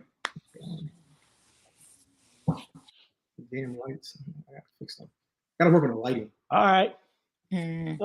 So we ready to have this conversation. So Nikki, when I say you I'm an author, I don't mean I'm some nigga who wrote some fucking ebook and want to say that. This is all I mean. No, this is all me. That's some damn evil. Oh Yeah. my Just to sell it and shit. No, this is me. God. So when I tell you I know my shit, I know my shit. There's a difference between a book. These are books. These is all me. I got children's books. I got books for your kids. Look at this. You think it's cap? Who's on the back? This is me. Kids' books. Who's on the back of this? Me and my mama. Yeah, this advice cost. You take me up on that fucking offer. You don't ha ha ha ha. No, I will get you. I will fix you and have you official. Time is money, baby. This is not bullshit talk. This is real shit talk. You seen that avatar? It was this. It's this fat thing right here. Not a cool little picture I made. It's a book. I'm telling you. So, it's no jokes. I won't joking down. There's no joke. Yeah, there we go. It's no jokes. I'm a Terminator. Terminator. The educator. Okay. This is their shit. Don't curse me out. I'm sorry. I don't want no smoke. You do want to smoke. You want to smoke with me. Yeah. This is the book. This is the book I was telling you about. That's the one about the woman. Finesse game. Yeah, I'll send you the audio book. I'll send you the audio book for it. And the back of it is me just taming this tiger like I'm taming you. So that's how come because I already tame it. That's how come I already do it. See? A professional. You're like the lion whisperer. That's what you say. Right. Oh man. I was hired. All right, bro. You know my audio books. We've been going for a while now. Hold on. Shout out to Trav. Trav made the cover. The guy in the chat. Okay. Yeah, he said I made the cover. Yep. You see? We got our editors in the chat. Why you talking shit? See? My editors got game too. So what you think I got? Look at that guy right there. Look at that guy. He's a serious fucking guy. Like DVD booms. Dropping up like mixtapes, yo. 80 plus. Even my dog. This is my dog. This is my dog's cologne. I need Bible. The whole damn pink library. Fire. Therapist first. Said therapist first. Rock, we got books. Rockstar said I need a Bible. I'm not. What are they? You need to start with a Bible. What you got to say back to that, nigga? He has to come for me like that. No, we don't need no BET uncut nothing. And I was, yo, you see what I'm saying? I'm setting up the camera. Our combo ain't changing, surely. Somebody podcast shaking ass for money, like that's the shit I be talking about. It's a time and a place for everything. This is not the time. Thank you, baby. And it is a time. See, bro, you fucked up. See, you're talking about our fourth date. See, y'all heard about our first 2 dates. Her shaking it, that's the fourth date for me and her. You don't supposed to spoil it for her. The third one, we didn't figure out the third one, ice cream. And then, damn, I forgot what she said you was going to do for me. Because I was so excited about the tattoo idea because it showed me you was a real one. So I got so excited, I forgot about the second date. See? You said you was going to do something nice. But okay, well, boom. The tattoo idea, that's the third date. What was the second date? So, yeah, the fourth date is you shaking it. I'm going to just watch you, too. I don't want to touch you. I want to just rub my dogs and shit like a boss and shit like I'm a king. And you just shake it, and I just got the dogs like this, like a pimp. You know what I'm saying? I'm at home. I'm shy. Where my dog is at? Come here, Lynx. No, I do love my dogs, though. I'm glad it will be weird not having them. And I didn't even like dogs before I had dogs. That's the funny part. At least you don't have no cats. Nah, I hate cats. They're too sneaky. Dude, that's how I feel. Cats are funny, man. They characters, real talk. That's crazy. It's something else, boy. I can't really do the pet thing. But yeah, Rockstar, if I ever person, you got beef. So I'm psyched because you talking crazy in the comments. Because I'm like that. All right, you guys. We're about to end this stream. Ladies, plug your Instagram. Oh, it's pretty for pearls with a Z, PEARLZ. So it's underscore pearls. Follow me, talk to me. I talk back. Nice. Just She's slim to shit, and she got ass, but not too much ass, guys. Stella. Yo. Plug your Instagram. I can't see you. Plug your Instagram. Oh yeah. You can follow my business page on Instagram. It's Zen Therapy _massage, and my personal Instagram as well, Stella_the_MT. Oh, you get massages? Yeah, I'm a massage therapist. No. You can't be the third wheel in her and her man. You gotta deal with me. Oh, nah. You can't just skip me. No. You're not getting recruited. You're not getting recruited for the threesome or the poly over there with Stella until you talk to me first. Because she got a man already. We not skipping me. Don't worry about her massages. That's between her and her man. You not getting none of it. You not getting none of it. You deal with me first, and then we find her own. Because we can't bring Stella into it, because then Stella gonna come with the man. That's gonna fuck it all up.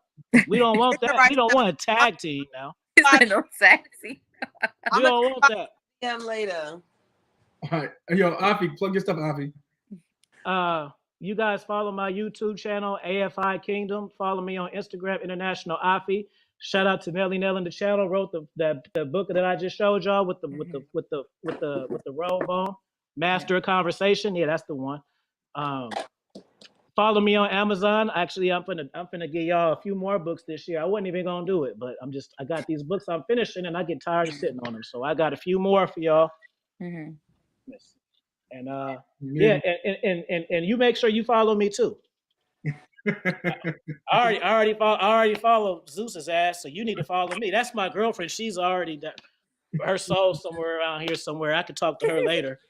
So you need to follow me too.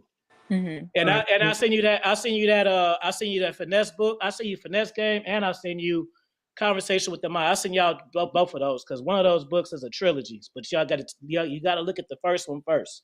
Mm-hmm. Okay. Mm-hmm. You guys, this is the first episode of the Zeus X Podcast. Follow me at Zeus X Unplugged on all platforms except for Snap. It's just whack. Yeah. I'm not used. That's like for kids or something. What you call it? Subscribe to the channel, like the video, drop a comment. I appreciate you guys for tuning in. Thank you. Peace. Later. Bye.